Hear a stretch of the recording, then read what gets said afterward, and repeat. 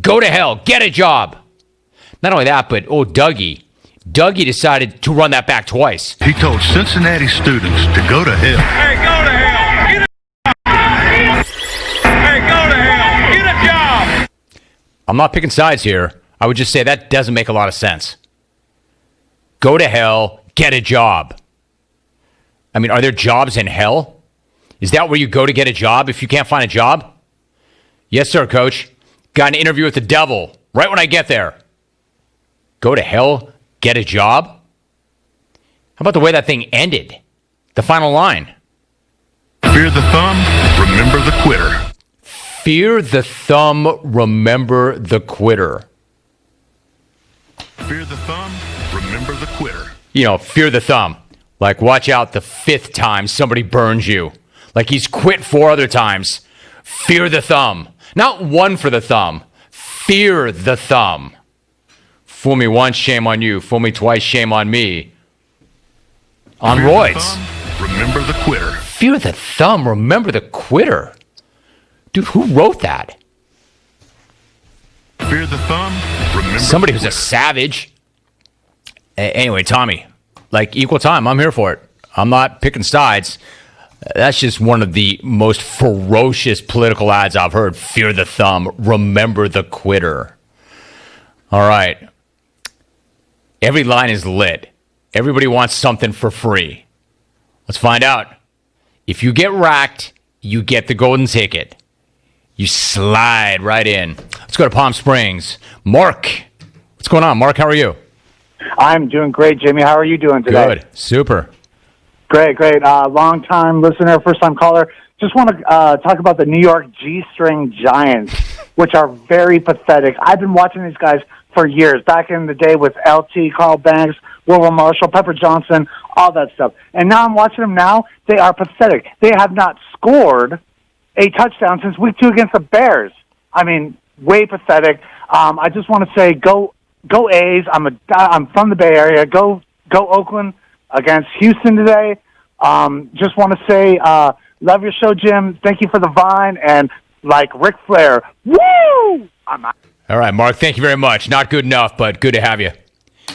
That's something I want to get into, the A's and the Astros. Not the good. good guys and the bad guys.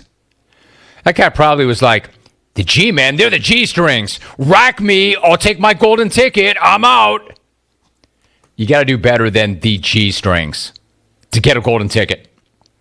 Let's go to Kevin in Tampa. Kevin, how are you? It's actually Tampa Bay, Jim. I'm so sick of the national sports media saying Tampa Buccaneers, Tampa Lightning, Tampa Rays. It's the Tampa Bay Buccaneers, the Tampa Bay Lightning, the Tampa Bay Rays. Yeah! All right. No. I don't say that. I don't like that color. If you live in Tampa, I go to Tampa.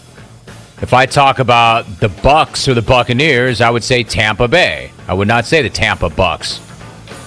Barking up the wrong tree, and I still have my entire stack of golden tickets. I tried. Don't say I didn't. Now we're done. Huge call brought to you by Grainger, helping your business move forward with supplies and solutions for every industry. Free access to product specialists, safety recovery guides, 24/7 support, and more.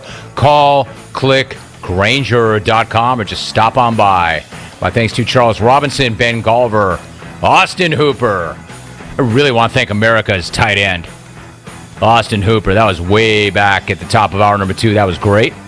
Have a tremendous day. Yeah, I lost my job, but I'm working out my anger. Chopping wood.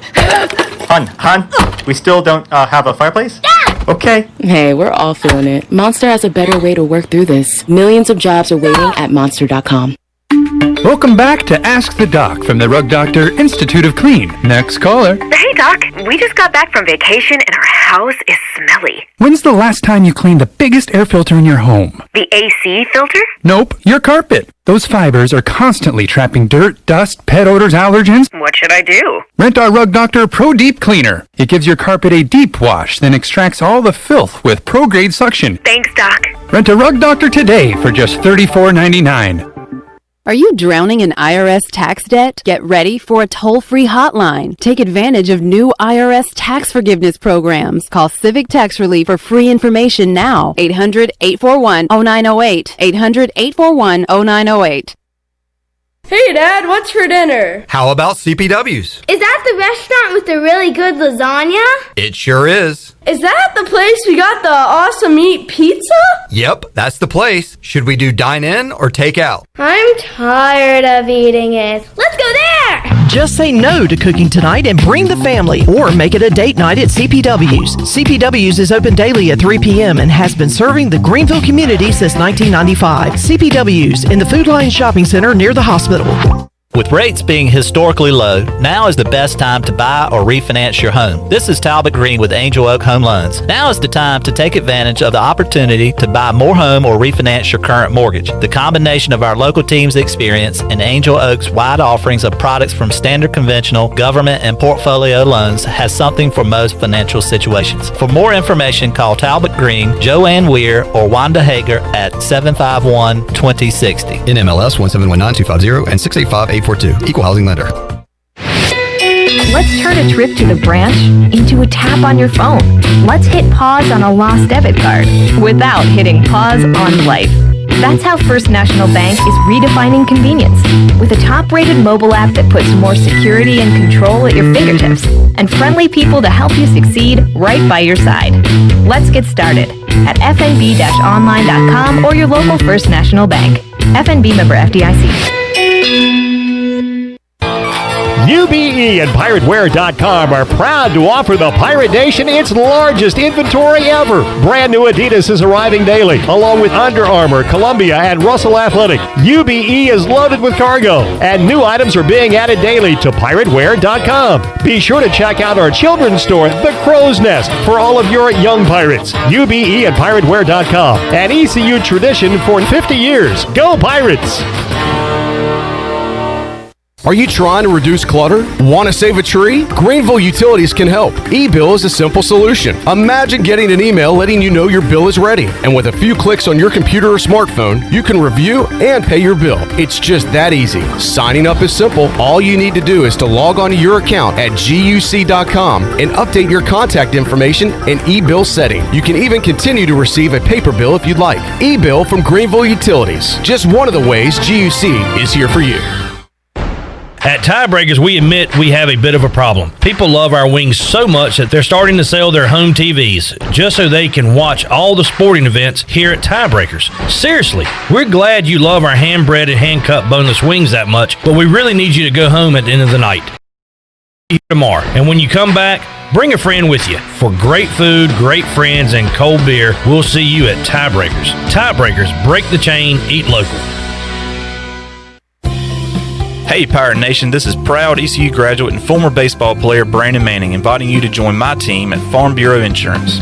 Right now, during hurricane season, is a good time to review your coverage with a local trusted agent like me. I will make myself available before or after business hours, and my clients always have my cell phone number if they need anything. From home, auto, or life, give me a call today and let's talk about your insurance coverage and about the Pirates. Call 531-1812 and go Pirates!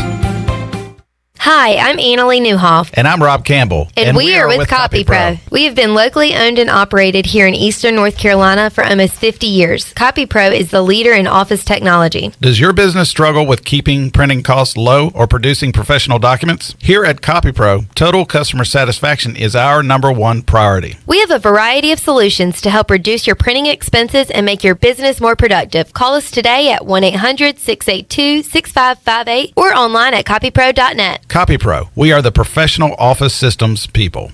This is Pirate Radio, WGHB Farmville, 1250 and 92.7 FM Greenville, WDLX Washington, 930 and 104.1 FM Washington. The following is an exclusive presentation of Pirate Radio, the voice of the Pirate Nation. Welcome to Pirate Radio Live. You can paint this one purple! Now live from the Pirate Radio studios in the heart of the Pirate Nation, here is your host, Clip Brock. Hello everyone, welcome in to Pirate Radio Live on a Monday. Clip Brock here with you inside the Pirate Radio studios and coming to you on Pirate Radio 92.7 FM in Greenville, 104.1 in Washington. We are live online, pr927fm.com, and you can watch us on Facebook Live and YouTube Live, as we've got a lot of in-studio guests coming your way on today's program, including expecting the arrival of Brian Bailey in about 30 minutes. We get Double B's take on what happened with the Pirates over the weekend and what happened with his Cowboys. Also, Ronnie Woodward is here inside the Pirate Radio studios coming up in hour number 2. Troy D will be with me in hour number 3 as we will recap the big calls on the U.S. Cellular fifth quarter call-in show. The big man on campus, Jeff Nadeau, joins us in the 4 o'clock hour as well to talk about a really good sports night. You got a doubleheader in Monday Night Football. You've got the AL playoffs continuing tonight as well.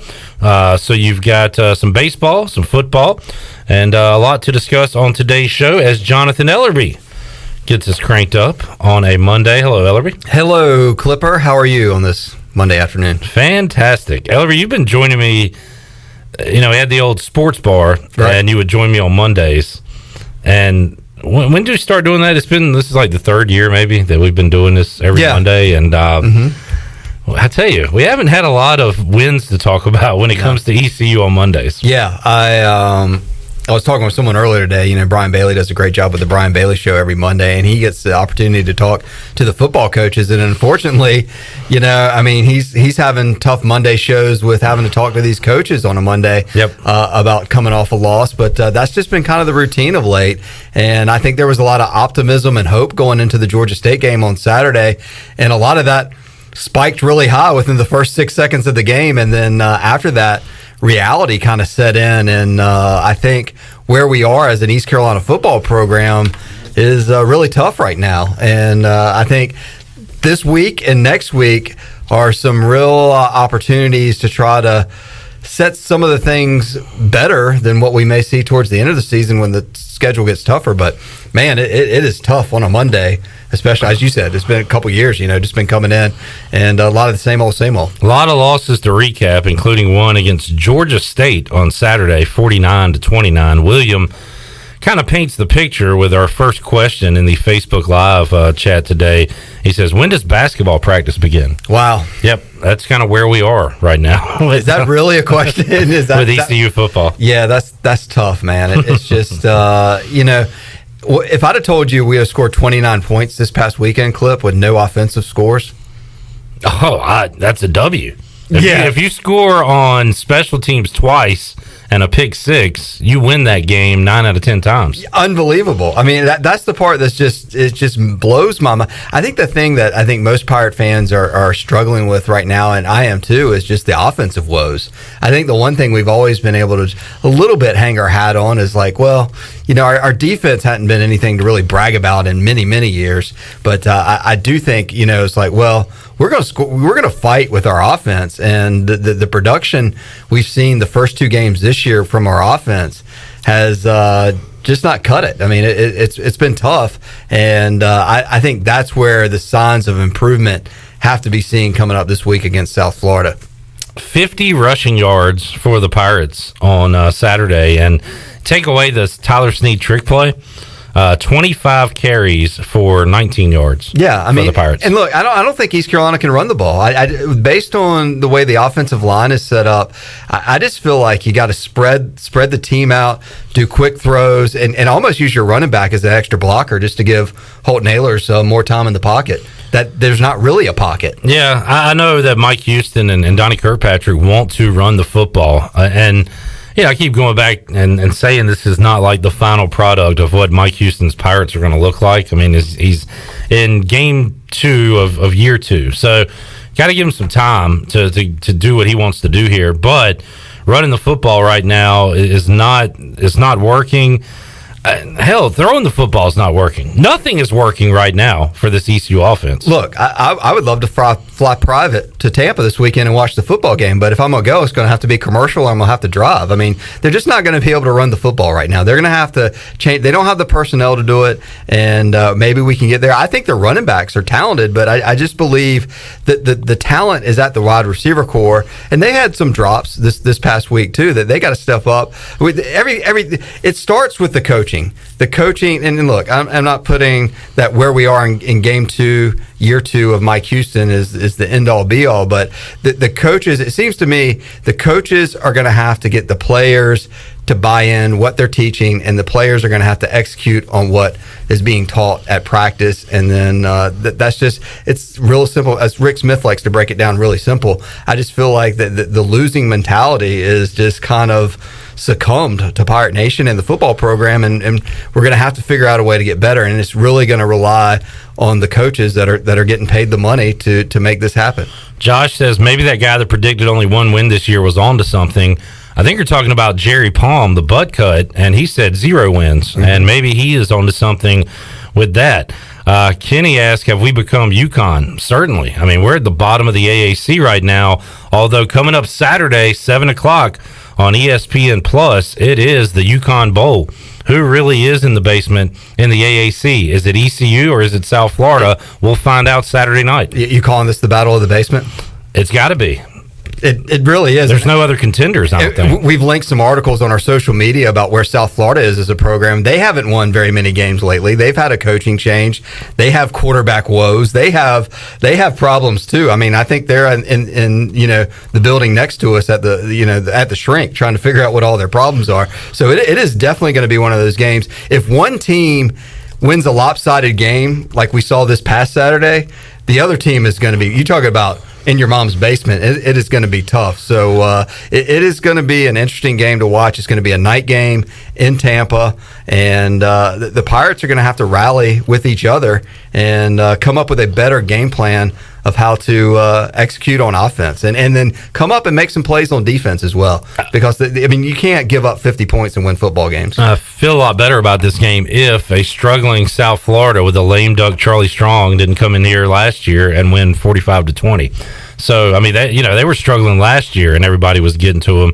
But this year they do have that experience of winning. They beat the Citadel. Now, maybe if we played Norfolk State, we would have had experience of winning at this point in the season. But facts are we don't. We're 0-2. They are 1-2 coming up Saturday night, the Basement Bowl. Yeah, the Basement Bowl. Mike Houston took this job. He's won everywhere he is, and he wants to win here. And I believe that East Carolina can win under Mike Houston, and this year is under tough circumstances with COVID and everything else. But the other teams are dealing with the same issues as well. I do believe I'm very optimistic, Clip, that I don't think East Carolina is going to go winless. I do believe that East Carolina, I believe they're going to win a game this week or next week. I believe they're going to get a win in the next 2 weeks. And then I believe down the road, depending on how things shake out with injuries and other stuff, I think this Pirate football team is going to win 2 or 3 games this year. I'm just feeling that's where we are right now. I'm just trying You're going to win a game. I know. Look, you got to win one before you get number 2. And I feel optimistic that this team, but they're going to have to show more fight. They're going to have to show more grit. They're going to have to really pull together. And then look, right now the special teams is our shining moment, but that can't carry you. That's just got to propel you over the top. And we need better coaching. We need better offense, better defense, and everything. Yeah, across the board. I feel like I'm Jim Moore. Playoffs. They didn't do diddly poo offensively. We sucked. All right, let's hear. Also, we have become what we used to beat, Ellerby, and I want to play some comments from Sean Elliott, the coach of Georgia State. Shirley, let's hit one first. His opening comments, and I'll tell you what I'm talking about here. Here's Sean Elliott after the game. Certainly get a win against East Carolina, the AAC. It's funny how that conference right there and the teams in it, they think of them as the Power Six. So it was good and very gratifying to go out there and play at times exceptionally well. I think our defense was phenomenal. it was an opportunity for those guys to really showcase themselves. I think second fewest rushing yards in school history. I believe they allowed 50 yards rushing, and just put the pressure on them all day long. I mean, it just seemed like they had no answer for our defensive line and our pressure, and it was fun to see. Yeah, it was fun to see for them, not for us. Here's more from Sean Elliott after the game on Saturday. It looked like in the first half when you guys would hurry up, they were having a hard time keeping up with that. Did you see something that you thought that might be a good idea for you? We really didn't. I mean, what we saw, and I'll just say this for everyone that's out there, but I mean, we watched a little news conference from their defensive coordinator, and he called our offense normal, and they had just played UCF, and we were nothing like those guys. So we want to push the envelope, and I think we pushed the envelope enough where he probably said, "Whoa," But that's who we are. We were on fire in the first half, other than that first play, and really felt good about it. All right, that's Sean Elliott's comments. First of all, Blake Harrell didn't say anything bad. He was comparing them to UCF and how UCF goes at warp speed. He called Georgia State more normal. But as you know, Ellerby, you always want that chip on your shoulder, and Georgia State used that. They used the Power 6 crap that's not even a real thing, and they had the chip on their shoulder and crushed the Pirates. Like, that's what we used to do. And now other teams are doing that to us. Yeah, the beneath us. Yeah, exactly. Yeah, absolutely. Hey, look, and I credit Sean Elliott and their coaching staff for grabbing that. And if that motivation helped them win this football game, and maybe after that pick six, maybe they grabbed the quarterback and said, through the Power 6 stuff or through the defensive stuff, I said, maybe you are normal. Maybe if that motivated them, because they certainly look like it, because they came out the next three plays and it was 21. I mean, East Carolina started so awesome in that 6 seconds, up 7-0, then it was 21-7 before you even knew it. Yeah. And I was watching the game with three of my friends that went to NC State, and they were just like, whoa, this is like things went really good to really bad really fast. So I hats off to Sean Elliott, and he's been at South Carolina. He was on. I saw during the game they showed that Mike Houston beat Sean Elliott when he was the interim coach at South Carolina when Spurrier stepped down. So he's been on the other side of it as well, and Mike Houston has too, as the underdog. So yeah, look, the chip works. And when you can have a post game press conference and throw that out, especially when it's not a conference game too. I think that's why it always works well for East Carolina when we used it against NC State and UNC and other things, because you're not going to see them the next year. And Georgia State, by the way, not back on the schedule until 2027, and neither one of these coaches are going to be at these schools in 2027 anyway. Yeah, it's just a real shame Georgia State was so busy between now and 2027. That gets back to my whole other madness of why you schedule games so far out. It's just so ridiculous that we're not going to play. I mean, it's just maddening, because I wonder how many people are going to even remember this game 7 years from now. I'm trying to forget about it already. Yes. And I have read that Sean Elliott was very interested in the job here at ECU. That's true. In 2016, and didn't really get a look at all. Mm-hmm. So he's got that. Like, they built all kinds of chips on their shoulder, Ellerby. They were stacked up. Look, they were like Pringles. Big tall can, one on top of each other. Yeah, it wasn't a bag of Lay's. It was like Pringles. He was just stacking them. Like, let's go. And good for him. Hey, look, you got to give credit where credit is due. Georgia State came out and executed on both sides of the football. We had our moments, but Georgia State was the better team on Saturday in Atlanta. The first time the Pirates had played there since the 1992 Peach Bowl. Well, I got bad in the TED on Saturday, Ellery. The Pirates go down. Dave Justice, 2 catches. The TED looked kind of interesting on TV. Yeah, the pictures look beautiful. I couldn't really see from, the TV what it looks like, but a lot of Pirate fans were there, including Kenny, who was chiming in and says, if we go to USF and get whipped, you won't need to worry about 3,500 in the stands against Navy. There will be 3,500 in there, I think, regardless, I hope.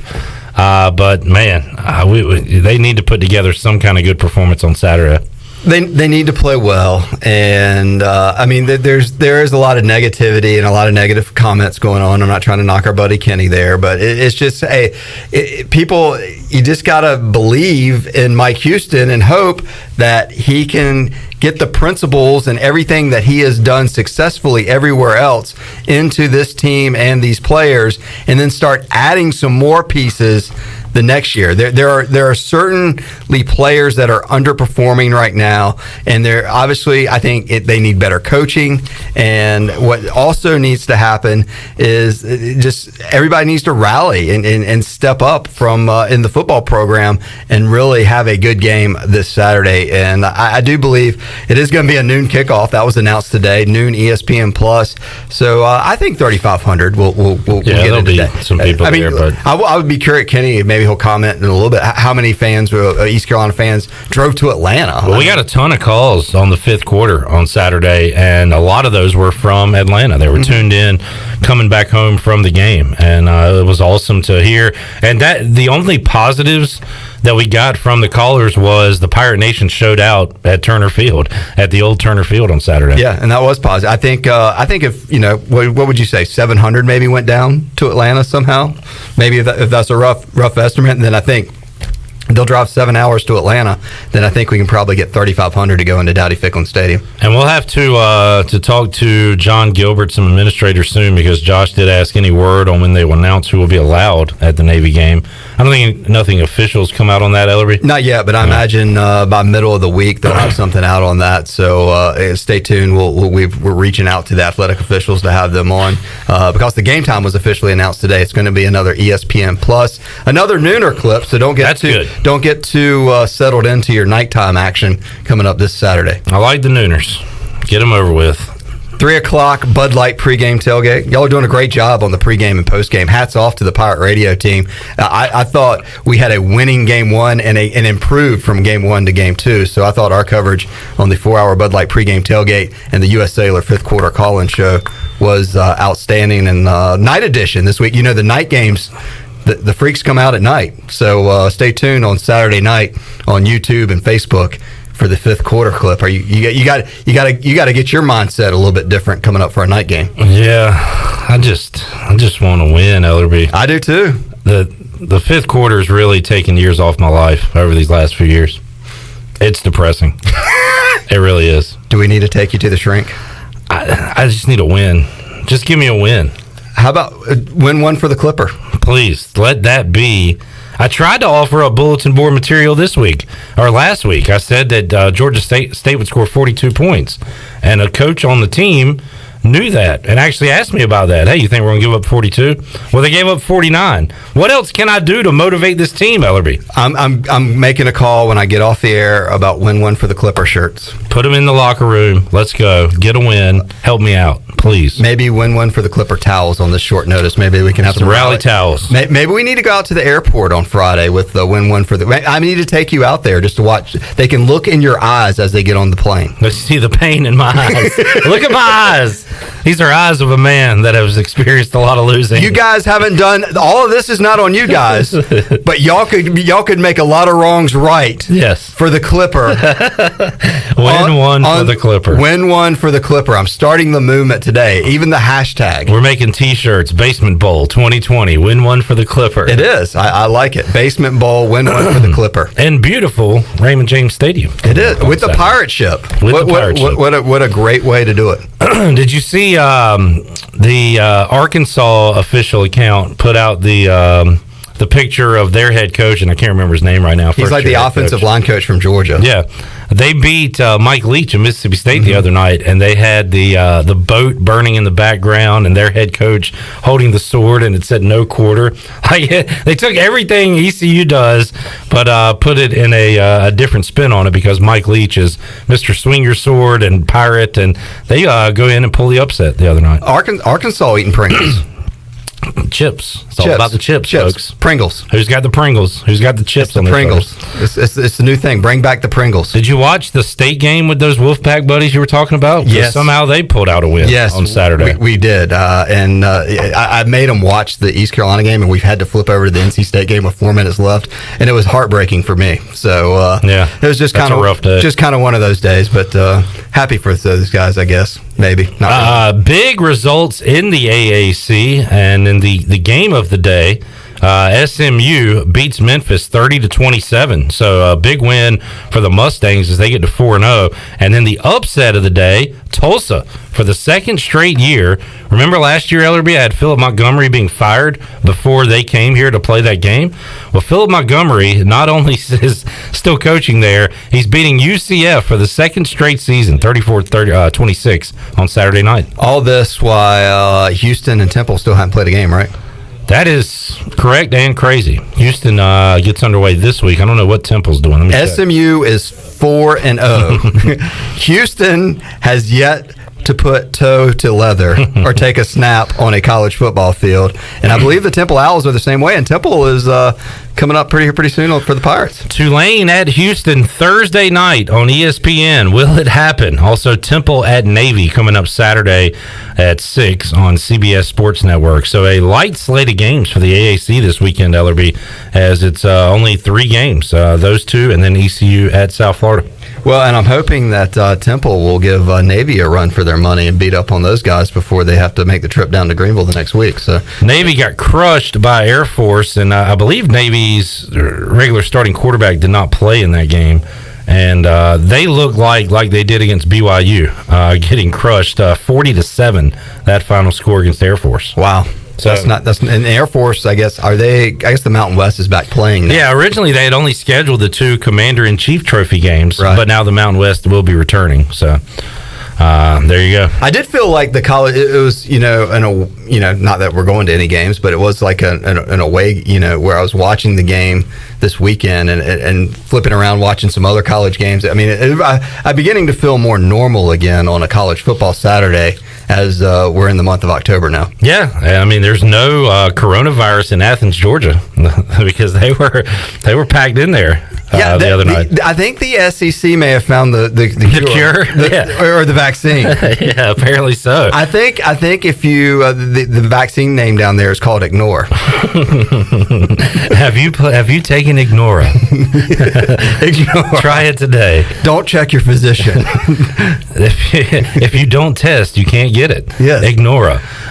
So it's interesting in what different parts of the country are doing, but in the SEC, it is almost business as usual. It just gets back to the point of when we started talking about this, when the cancel culture started, beginning Big Ten, Pac-12, everybody started getting, and the SEC was like, we're good. We'll just do conference only, and we'll start September 26th. What are y'all even talking about? What's happening? We're playing football. They were probably mad they had to make the adjustment. They're like, all right, screw it. We got the biggest money. We got our own network. We'll just play conference games and screw any rivalries you guys have, and we'll just play September 26th. And then what about fans? We'll figure that out. Just don't say anything till then. And it sets up the way their schedule is for big matchups every week. And I think the big one, let's see, what's the it was 2 weeks from now. It'll be Georgia at Bama. This week, Florida at A&M. Tennessee at Georgia is the 3:30 game. At night, Missouri, LSU, and Mississippi State, Kentucky, Alabama, Ole Miss. So no huge game. I guess Tennessee, Georgia will be the big one this weekend. And I'm not going to say either one of these guys is going to get fired, but how about the hot seat game of the week is Oklahoma, Texas? Oh, boy. Lincoln. I mean, Lincoln has had an awesome run at Oklahoma, and obviously starting a freshman quarterback. But, I mean, he could be facing something Oklahoma. Oklahoma hadn't lost 2 games in a row since, 1999 or 2005? I can't remember the stat. But now they're getting ready to play Texas, who just lost a heartbreaker to TCU.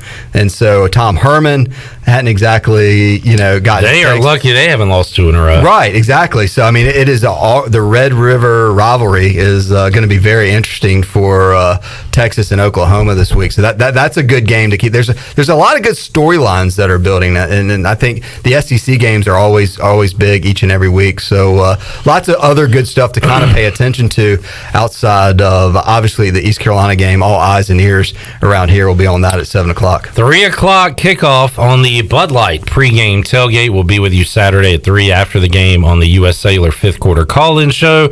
Taking your calls, and hopefully after a Pirate win.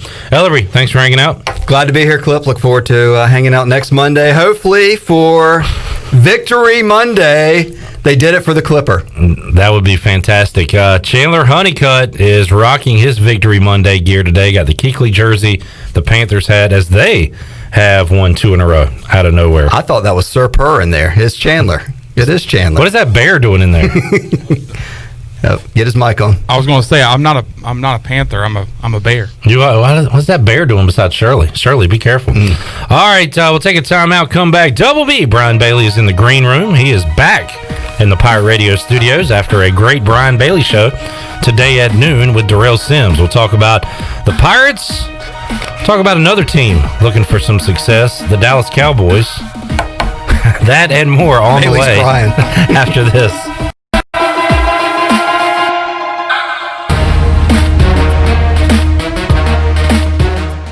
It's a story that started in a community like ours. Cal Cunningham grew up in Lexington, where church youth groups working at the local brickyard and McDonald's shaped his life.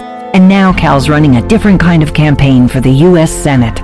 I'm Cal Cunningham. I want my service in the U.S. Senate to be about listening and going places where Democrats don't always go. That's what I learned growing up in Lexington, where we don't check voter registration before taking care of our neighbors. We believe in hard work and service, just like the soldiers I served with overseas. Cal Cunningham volunteered after 9/11, a lieutenant colonel in the Army Reserve who served 3 tours and took on corrupt government contractors. And Cal will take on the corruption in Washington that's been rigging the system for the drug and insurance companies. That's why Cal's not taking corporate PAC money, because he believes the top 1% don't need more favors. It's regular folks who need a voice. He'll be a senator on our side. I'm Cal Cunningham, and I approve this message. Paid for by Cal for NC.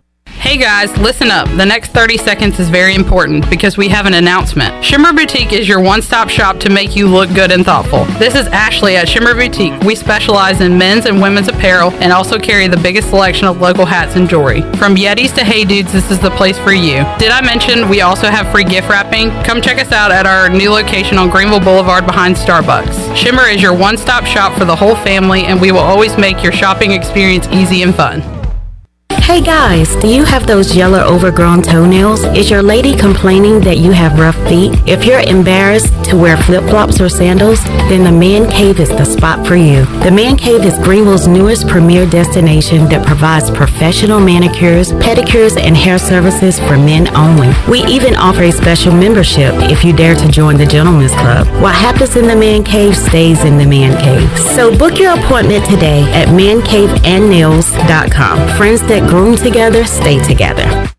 This football season, prepare your taste buds for the most iconic sports-watching drink of all time, Pepsi. Designed to power even the most passionate of armchair quarterbacks, Pepsi has everything you need to start strong, keep you in the zone, and recover from those triumphant wins. Before I was just your average football fan, but thanks to Pepsi, I'm a football-watching MVP. Nothing can stop me from cheering my team on to victory or overreacting when the ref makes a bad call. What do you mean he wasn't in? That looks like 2 feet to me. With refreshing deliciousness specially formulated to keep your eye on the ball and mouth-watering fizziness to help you power through game day, Pepsi is the premier football-watching beverage. I used to care when Mike cheered so hard he spilled nacho cheese on my carpet or wiped buffalo sauce on my new couch. But thanks to Pepsi, I'm so in the zone, even Mike can't ruin my football party. See? Don't even care. So this football season, make Pepsi your go-to game day drink because it's the only drink made for football watching. Pepsi, that's what I like. Great food, great atmosphere, and great service is Ottavola Market Cafe. Ottavola is simply a restaurant that focuses on that, being a great restaurant. There's something for everyone at Ottavola. The menu offers a variety of great choices like pastas, pizzas, sandwiches, soups, salads, and seasonal rotating selections. Lunch or dinner, Ottavola is always the right call. Call ahead and get Ottavola to go, or stop by the bar for a drink with friends. It's simple. Come and eat at Ottavola Market Cafe, Red Banks Road next to Food Lion, and OttavolaMarket.com. Ottavola, Pirates supporting pirates. Let us help you get back to business. This is Donald Stocks and Justin Judge of PIP of Eastern North Carolina. We're ready to assist your business with branded PPE. Would you like face masks with your logo? We can do that. Plus custom social distancing signage. Now is the time to ramp up your marketing efforts. Whether it's cutting edge, contactless, touchless marketing, or traditional direct mail, we can do it all. We are PIP of Eastern North Carolina. This is Big John Williams, strength and conditioning coach for East Carolina football, and you're listening to Pirate Radio, the voice of the Pirate Nation.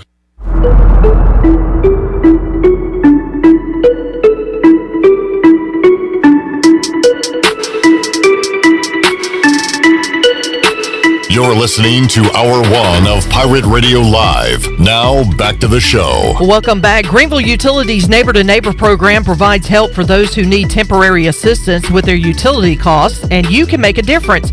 Your tax-deductible donation can be added to your GUC bill each month, or you can make a one-time donation, and GUC matches all donations up to $20,000 each year. Consider helping a neighbor with GUC's Neighbor to Neighbor program. Now let's head back in to Pirate Radio Live. Here's your host, Clip Brock. All right, thank you, Shirley Rhodes. Battle for the Basement coming up Saturday night, 7 o'clock, ESPN Plus. Pirates in South Florida. So I was looking at and I don't know what the FPI, the Football Power Index rankings are and how they are ranked on ESPN.com. But I was curious where these teams are, ECU and South Florida. And you got to go down the list. You see that ECU is 99th out of 114. South Florida is 100th out of 114 in the FBS. And that's the matchup coming up on Saturday night. Brian Bailey joins me here inside the Pirate Radio studios. And, well, Bailey, it sounds like an even matchup coming up Saturday night. Well, we had an even matchup Saturday, too, didn't we? We thought so. Yeah. And that one got out of hand quick. ECU needs to stop scoring first. Yeah, that interception return was just a thing of beauty. It was a gift, and then you're up 7-0, and you really think, that's when the defense it's got to get fired up and get a 3 and out, get the ball back. And it just didn't happen that way. But Saba was in the huddle. I mean, it looked like he ran the route, right? I mean, it really did. And in the post game, it was interesting to hear him talk about it because he kind of said like, "Yeah, we kind of knew that was coming," and he was there. And give him credit, he made the play. They didn't know the other 75 plays that Georgia State was running. Yeah. Although I'd say, and I don't know how much if Georgia State took the foot off the gas, but some adjustments had to be made because you give up 35 in the first half. Unfortunately, the game's about over at that point. But the defense played well in the second half. They did. They gave him a chance, and that's what you want. I mean, you don't want to get behind, like he did, but they did give him a chance in the second half. The special teams play was outstanding for East Carolina, but as you guys were just talking about, you can't, try to win a game with special teams. You can win games with special teams, but you got to have some offense in there and some defense in there, and really, those sides of the ball really struggled. What are we going to do with the offense, Bailey? How do we move the ball? How do we score touchdowns? Well, it goes back. They don't have a lot of experience on the offensive line. They've got some injuries, but they've got to figure out something to do to maximize what they do have. Exactly. That's what it comes down to. Yeah. I mean, everybody's got problems. I mean, you're in a COVID situation. You didn't get your spring. I mean, East Carolina's not alone in that situation, but you got to figure out something that you can do because you got to run the football to have any kind of success. And the old Steve Logan days, you throw it around the barnyard to open up the running game. I don't think they need to go quite that route. But they've got to put the ball in the air and once they understand that, hey, we're really struggling running the football, then we got to think of something different. And I mean, that historically, that's one of the worst rushing days in ECU football history. I mean, Penix, Harris, and Keaton Mitchell combined 11 carries, 2 yards. Well, you take away the Snead. There was nothing there. The Snead run, 25 carries as a team for 19 yards. I mean, just nothing at all. And look, injuries are not an excuse. It's a reason. When Deontay Smith is out, Noah Henderson's not playing right now. Those are your two really tackles. Hurts. I mean, they kills you, and it limits what you can do. But as you said, you got to figure out what you got and what you can do. What you can do and maximize it. And the problem too you say, okay, well, let's just throw it. Well, you're not giving your quarterback any time either. So Holton takes the ball, and it's like 1,000. It's like the old days when you're playing one Mississippi. Those boys were going one Mississippi, and they were back there. In the backyard, we usually tried to go at least to like 3 or 5 Mississippi. Yeah. Holden had about there was one a lot and of a cheating half. going on in our backyard. A lot of one Mississippi, and then, Or when Bailey's quarterback, one Mississippi. That's right. Holden had about 1.5 Mississippis. He wasn't even getting the muh out a couple of times. and that's why we saw a lot of screens. We were asked, why all the screens? Well, that's one way to mask a bad O-line and a struggling O-line, and so that's what we saw. So it's good. A tough week of practice for this offense coming up this week. I think there's some other things that they can look at. Max protect. He's only sent a couple of receivers out. They're going to have to do some of that. They just got to give him some protection. He's got to have a chance back there. And then there was a frustrating part is when he did get protection. The 2 or 3 missed some throws. It's like he missed some throws, and I think that's a byproduct of A, you think you're getting ready to get rushed, and B, you're trying to make something happen that's just not there. I think Holton's really got to go back and say, look, I just got to take what's there.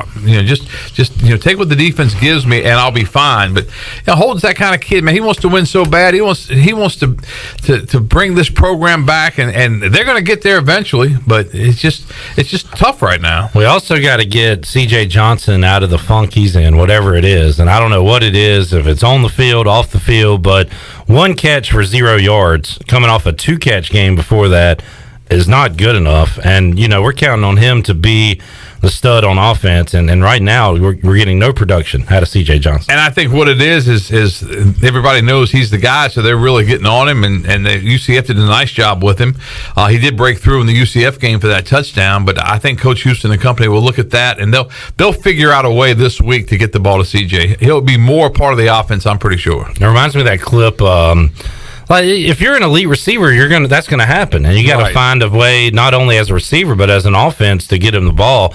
And the clip of it was a preseason game, and Chad Ochocinco is talking to Bill Belichick, and he's smiling before the game, and Belichick says, "We're gonna W this game," and he's like, "What do you mean? It's a preseason game? You joking?" He was like, "No, we're gonna W all game." And like they shut him down, and Ochocinco was mad about it. He was like, "Come on, man, it's preseason. Let me have some catches." But he's got the bullseye on him. CJ does this year. Yeah, right now he does, and he's got to figure out a way to get open. He's got to figure out a way to get some of those, to get some separation back there. He's got to do that on his own. Oh man, it's tough sledding for this ECU football team right now. We know we knew it wouldn't be a quick and easy fix, but I know personally I was, and a lot of people were, you were as well, thinking, you could go out and play well and knock off a team like Georgia State. And I think if you do play well, then you certainly have a chance in that game. I don't think Georgia State, world beaters, but I do think Georgia State had some, good, experienced linemen that against the inexperienced linemen that the Pirates have. I think that they, as you guys were talking about, the chip on the shoulder. They had that going. They went for that. I was surprised at some of the coaches' comments because he kind of put it out. Who listens to a defensive coordinator's press conference? I mean, seriously, have you ever heard that before? Yeah, well, their defensive coordinator, and not just that, he did kind of twist the word. Oh, he certainly twisted. This wasn't on Blake. But Harrell. as you guys said, that's what you do. Yeah. I mean, you take anything you can get. Bulletin board material, and you twist it as you want it because nobody's going to double check it.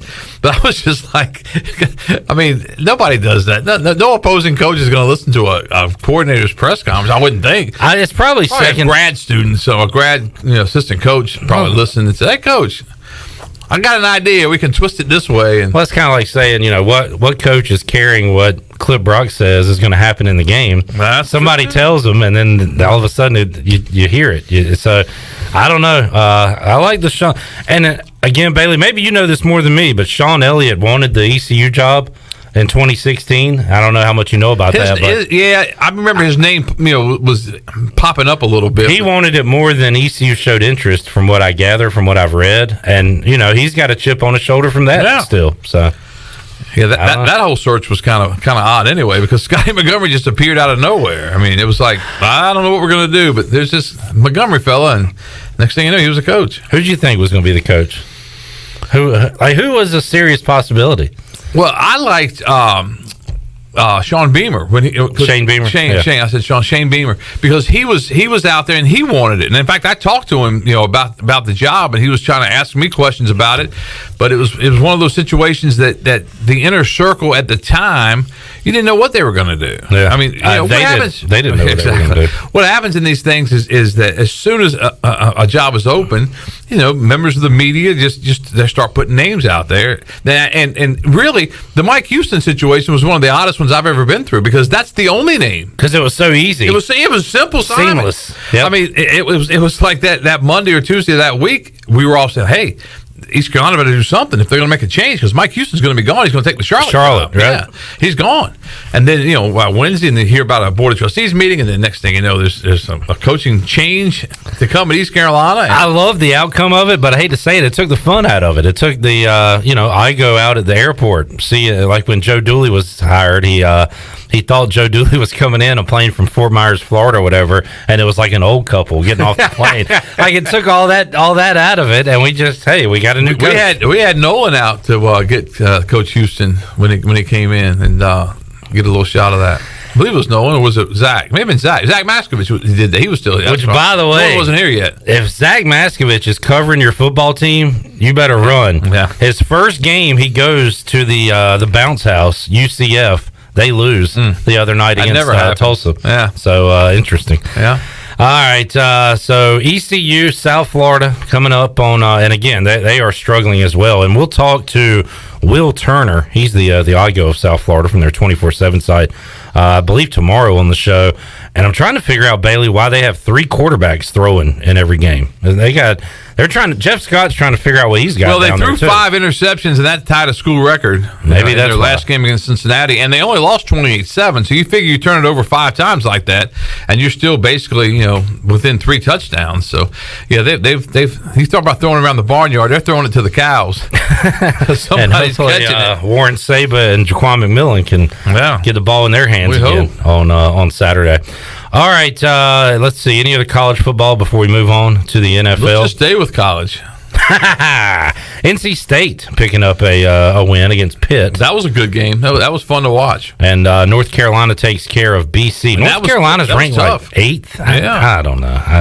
That's a little too high. Well, until they play Clemson, that's what you're going to get. Virginia Tech knocking off Duke, and Florida State had to come back to beat Jacksonville State, but they did. Hokies and Tar Heels will be a good game. Is that this week or next week? Let's see what the ACC slate. It's a very light American slate this week, only 3 games. ACC slate has Hokies and Heels at noon on ABC. NC State at Virginia, Duke at Cuse. Let's see. Miami, Clemson. And the U is ranked 7th too now, but I don't think they can hang with them. 7:30 on NBC, Florida State, Notre Dame, and Notre Dame a big favorite there. NBC's got to be wondering about that because Florida State is struggling. They are bad. They're a bad football team. All right, Bailey. I'll tell you what's not struggling. That Dallas Cowboys offense putting up a lot of points. Right. Okay. Yeah, you're right. Yeah, they are they're pretty good. They're putting up points. Yeah, they are. But boy, they cannot stop anybody. Appreciate it, Shirley. Can they stop Washington if they played today? That's fascinating. Oh, yeah, it is. Dwayne Haskins. The Giants next week. It's really fascinating. I'm watching the game. It's 14-7 Dallas. They're playing halfway. They're playing really well offensively. 14-7, get the ball back, and Dak turns it over. And you can't turn it over like he does. You just can't. And he did.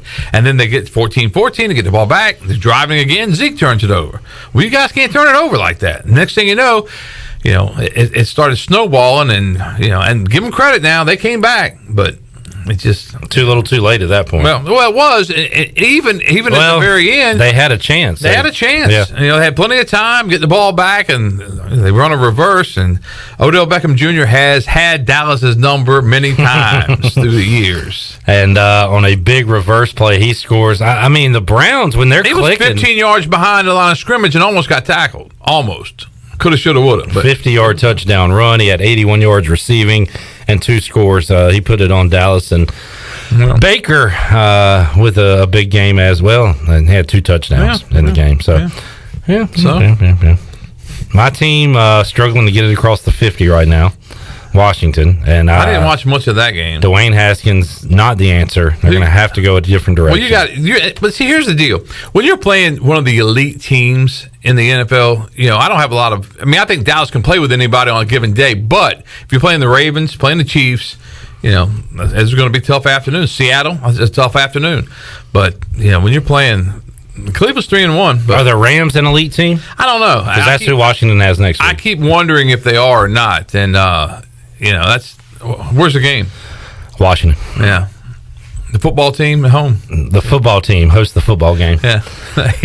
Monday night doubleheader, Bailey. I like this. That's not bad. CBS now on your side. Right there. 7 o'clock kickoff. CBS. Patriots at Chiefs. I love that they made that the national game for everybody, because I remember in the past when games have been moved, they've had the home local market only. Yeah, but home market we just get it. But it's a national game. We'll have it on Channel 9. Looking forward to that. And I don't know how many people, most of us that follow the sport and everything know it, but I think a lot of people are going to be turning around going, and that should be good ratings. Trying to watch CSI. If I'm ESPN, I'm thinking hey, what's the deal with this? Now, it may not be as good because Cam's out. If Cam had been playing, it was a 6-point spread, I think. Now that Cam's not playing, it's ballooned to 11 and a half, 12.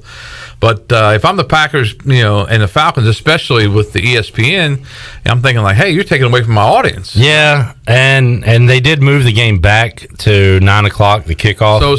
So you've got a couple hours. And at that point, the Chiefs might have already they might put it on the Patriots, but we'll see. I'm looking forward to it. And at that point, hour and a half into the Packers-Falcons game, Falcons will be up by 3 touchdowns. And then the Packers will come back. Good point. Yeah. We already know what's going to happen, folks.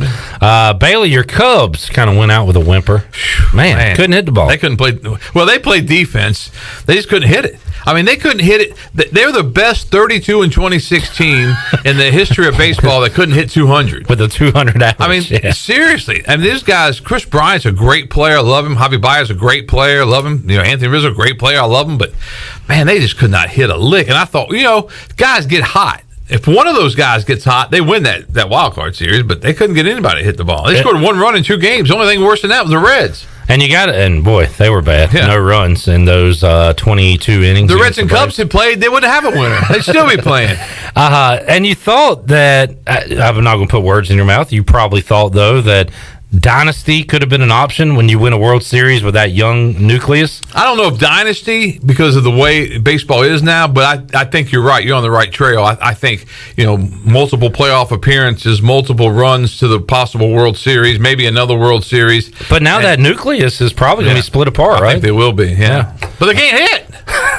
Somebody's got to send them on. Astros A's coming up at 4:07. We'll be watching that soon. Forgot about that. We got baseball. And then it's always nice when you have a sporting event on while we're working. Yeah. Bailey, either find a spot or get in the man cave, because you're going to have 2 football games and Yankees-Rays on tonight. Yeah. How about that? Looking forward to that. Good sports night. Yeah. Bailey, thanks for joining me. Darrell Sims, the guest today on the Brian Bailey Show. If you missed it, you can check it out at 6 o'clock. What were the highlights from that interview, Bailey? Well, I like his enthusiasm. I like the fact that the Pirates had a tough game on Saturday, and the running backs didn't do a whole lot because they couldn't get any blocking. But Darrell came on and he talked about some of the changes they're going to make, and really, I like a staff that does this, because it's what it is. We didn't play very well. We got beat, but here's what we're going forward. We're going to try to do this and this, and we've got to figure out a way. And like we said, we got to figure a way to maximize what we do have in order to run the football. And they really think that they tweak a couple little things. And remember last year, I think we were in a similar situation where Pirates couldn't run the ball. Everybody's getting mad, and now all of a sudden the offense just blossomed. And maybe we're going to have that this week. Hopefully so. We need a big performance out of the offense and the defense to come together as well, and maybe we'll score 3 more times on special teams. Or 2 more times. If you score all those times on special teams and defense, if you score 3 touchdowns and you don't score on offense, you think, well, I'm going to score at least 2 on offense, right? That puts you at 5. That puts you around the 35-point mark. Yeah. And Jake Verity's going to kick 2 or 3. So now we're at 41. Let's go. Let's get some points on the board. Thank you, Bailey. All right, thank you. Man. We'll take a timeout, come back, get ready to wrap up hour number 1, get you set for hour 2 of Pirate Radio Live here on a Monday. We are back with you after this.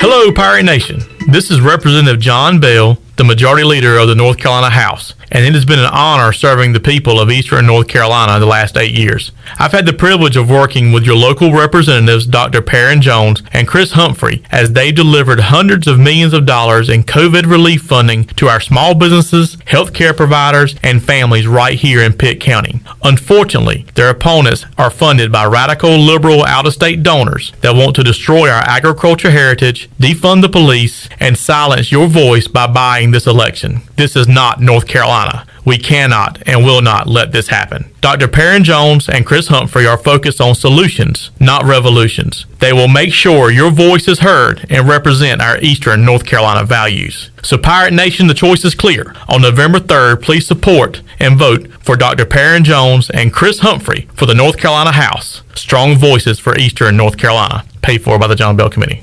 Hidden phone trade-ins, hidden plan requirements, hidden catches. You won't find them at US Cellular because we speak fair. Plus, when you switch right now, you can get $500 off the latest phones. Upgrade to fair. Upgrade to US Cellular. Requires new postpaid service plan, new line port in, credit approval, qualified smartphone purchase, and comes via monthly bill credit on a 30-month RIC. Taxes, fees, and additional terms apply.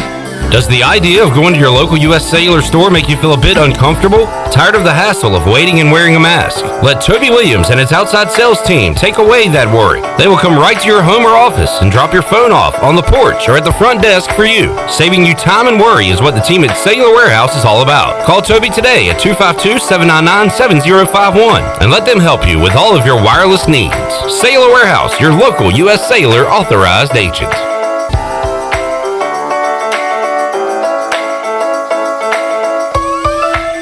How much does the word reliable mean? Sure, all businesses describe themselves as reliable, and we certainly wouldn't expect any business to be unreliable, but when you take a word like reliable and make it your way of life, the entire core of your business, it tends to mean a little more. And it's something you have to show people, not tell them. At Delcor, we show it by being there the same day you call. We show it by simply doing outstanding work with exceptional products, a family-oriented work ethic, and genuine caring for all of our neighbors throughout Eastern NC, because in a time of need, we know the first and the only thing you need is someone you can count on. That's why we only use equipment you can count on too, like a train comfort system. It's hard to stop a train. Delcor can have a new train comfort system installed in no time, or we can provide an AC tune-up to make sure your system is performing well. So will your system keep you cool all summer? Find out. Call us. We're Delcor, the service professionals, reliable for over 4 decades. Visit DelcorInc.com today. You don't need a big meeting. You don't need a birthday. You don't need any excuse at all. You just need to love subs. Times 12. Order the Jersey Mike's catering box today. Jersey Mike's. Be a sub above. It's Jersey Mike's time. One Club Supreme? Check. What's Aaron's Way? Only $2.99 for Pepsi and Lay's? I'm in. Order your sub Aaron's Way on the Jersey Mike's app or visit a Jersey Mike's store. 2020 certainly hasn't been the year many of us were hoping for, but one thing has stayed the same. I'm Tim Sutton with Greenville Auto World, and our commitment to our customers has never wavered. Let Greenville Auto World show you how easy it is to buy a quality used car in Greenville. We believe in fair prices, superior service, and treating customers right leads to satisfied repeat buyers. Your vehicle is a big investment, and our customers trust us to keep them up and running with outstanding service and value. With Greenville Auto World, cross from Hardee's at Bell's Fork. This is Mike Houston, head football coach at East Carolina University, and you're listening to Pirate Radio, the voice of the Pirate Nation.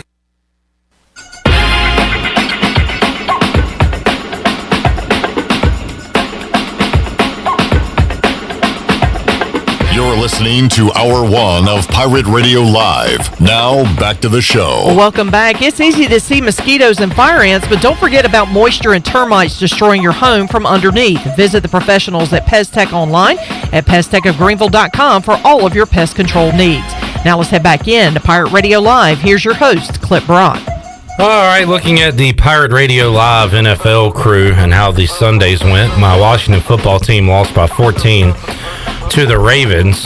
RG3 threw an interception so Washington can get a late score and make it look respectable. So thanks, Robert Griffin III.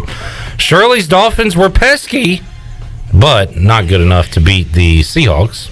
Not shocking. Ryan Fitzpatrick turns into a pumpkin every October. Like September, some good things happen. October, Shirley, he's Pumpkinhead. Well, it's like I've said before. Sometimes they get off to a hot start. They win the first couple of weeks, and then they just the rest of the season. Sometimes they just wet the bed from get-go. So that's kind of where I'm at right now. All right. And Chandler Honeycutt's Panthers have won 2 in a row. Chandler, I'm just throwing this out there. Panthers are 0-2 with Christian McCaffrey in the lineup. They are 2-0 with the selfish, bowl game quitting Christian McCaffrey out of the lineup. Are the Panthers better without Christian McCaffrey? No. And in fact, I'm actually excited for him to be back. I mean, Mike Davis has done a great job of filling in for Christian McCaffrey, so I'm excited to see what could potentially be a two-headed monster for that offense. Okay. I'm just throwing it out there. Stats, the numbers don't lie. Numbers don't lie. I know that, and he's a selfish player. His teammates don't like him. I'm just saying what people would say if this was Cam instead of Christian McCaffrey. Oh, it would be so bad. It would be. Oh, my God. It'd be a dumpster fire. But Teddy Two Gloves,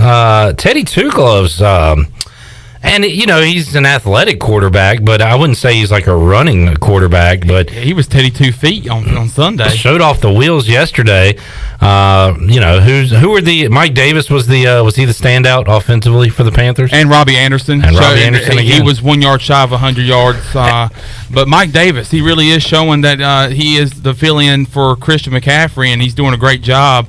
He did a great job last week out of the backfield, catching some passes, kind of doing a good impression of Christian McCaffrey. And this week we saw how physical he can be running the football. He ran up people over, getting extra yardage after contact, and he also showed how versatile he is. He spun off a tackle one time and picked up a big first down. But I think I saw where Joe Brady in week 4, this was his best offensive play calling game. I think he was prepared. It was a well-balanced attack. We opened the field up a lot. I mean, so my game ball goes to Joe Brady, and then also I would give it to Mike Davis too. So I've been giving out 2 game balls each week. So Joe Brady and then Mike Davis, and then also I think the defense picked up where it left off. To give out up 21 to the Cardinals. Yeah, I mean that's not bad. The defense picked up where they left off last week. We brought pressure, put a lot of pressure on Kyler Murray, made him throw a lot of errant throws. And maybe because DeAndre Hopkins was battling that ankle injury, he was very non-existent on Sunday. And maybe that I don't want to take away from our DBs. I think maybe they did a good job. The team, I think, is finding out who they are and who they're playing for. And I think Matt Rule's doing a good job of developing this team, and a lot quicker than I thought. All right, Butch on Facebook Live says, stop running 8 gazillion ads. All right, Butch, well, give us some money, and we won't run any ads. And we'll, if you pay for the entire operation here, we'll go commercial free the entire show. So, Butch, it's up to you, man. Pay up, and we'll do an entire show for you. We'll talk about what you want to talk about for the entire 3 hours if you pay enough money. All right, I tell you what, we need to take a break. We need some more ads. We need some ads. Our great sponsors here at Pirate Radio, they keep us afloat so we can entertain and inform you, the great listeners and viewers like Butch. All right, we'll take a time out. Come back. Hour 2 of Pirate Radio Live's on the way after these awesome ads.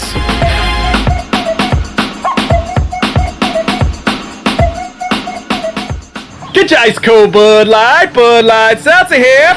Even though you can't go to the game, doesn't mean the game can't be brought to you now here. Just go to budlight.com/delivery. That's budlight.com/delivery. Give me 2 mangoes. Coming at you. It's a little short. Ow. Sorry. You know what? I'm just going to walk them over to you. Whenever there's a game to watch, there's a Bud Light there. Enjoy responsibly. Anheuser-Busch, Bud Light Beer, and Bud Light Seltzer, IRC Beer in Texas, St. Louis, Missouri. Hi, this is Billy Parker, and football is here. Tailgate at home with family and friends this season and let Parker's Barbecue do all the cooking. While tailgating at your house, let us provide all the food with our delicious chicken, barbecue, seafood, and sides. We can customize packages for any size group, big or small. Give us a call today and place your order. Parker's and football, a winning combination. Also shipping nationwide at parkersbbq.com. Parker's Barbecue is how friends and family come together. Your CBD store in Greenville has the highest quality CBD products in the country. Your CBD store is the first and only brand that carries USDA certified organic products such as gummies, honey sticks, and high absorption water soluble liquids, which are all made in the United States. They even offer products for your pet. The educated staff will help you answer any questions, and you can stop in anytime to get a free sample. Your CBD store, locally owned and operated, open Monday through Saturday, 10 to 6, right beside Duck Donuts in Greenville. It's bow time. The barbecue sandwich from Bojangles is back. Wait, Bojangles has barbecue? Yeah, keep going. Well, okay then. We're talking tender pulled pork with a tangy Carolina vinegar kick, unforgettably topped with our country coleslaw, all on perfectly toasted buns. So if you're like me and missed it last time, get your hands on a barbecue sandwich combo pronto. It's bow time. Hey Pirate Nation, this is former ECU tight end Bryce Williams from my friends at the Auto Store Group. If you're in the market for a quality used vehicle, then the Auto Store Group is for you. The Auto Store Group has 3 locations and over 150 quality used vehicles to choose from for all budgets. Shop their entire inventory today at theautostoregroup.com. The Auto Store Group, your hometown store and Pirate owned and operated for over 38 years. Go Pirates! At Tiebreakers, we pride ourselves on serving big, juicy wings. I'm talking big and juicy.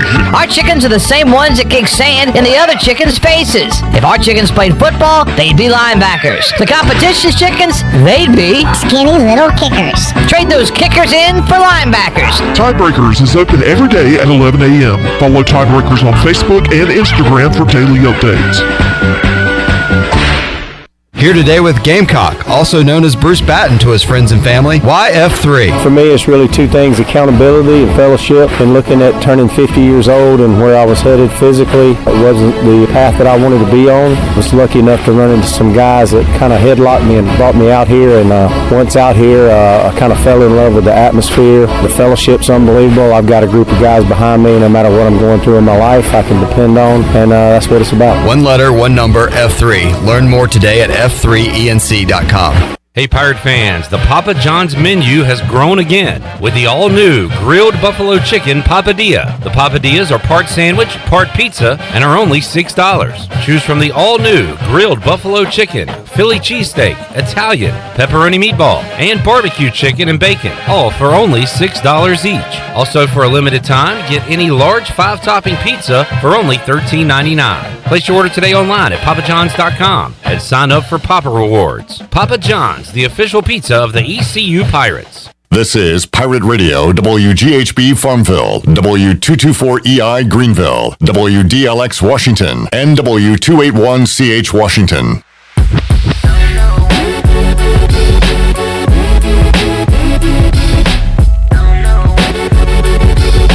You're listening to Hour 1 of Pirate Radio Live. Now, back to the show. Welcome back. KPRL this afternoon is brought to you by Bud Light, who reminds Pirate fans to always stay in the game and drink responsibly. Bud Light, the official beer of the ECU Pirates and proudly distributed by Carolina Eagle Distributing since 1989. Now let's head back in to Pirate Radio Live. Here's your host, Clip Brock. All right, Shirley Rhodes about to get some playoff baseball underway as the A's are set to take on the Astros later tonight.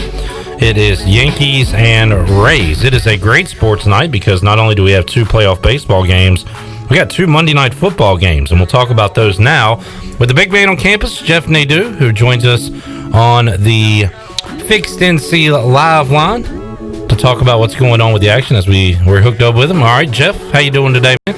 How are you, Clip? Hey, doing good, man. Looking forward to a big night in the world of sports. Got a Monday night doubleheader. Got the baseball playoffs going on the AL side. So a lot going on this evening, Jeff. We'll start with the football. And, of course, the Patriots and Chiefs had to move their game to Monday. No Cam Newton for New England, so that line has moved 3-4 points now. I'm seeing Chiefs by 11, total sitting at 48.5. So they factor in, I guess, 4 points for the move to Brian Hoyer from Cam Newton.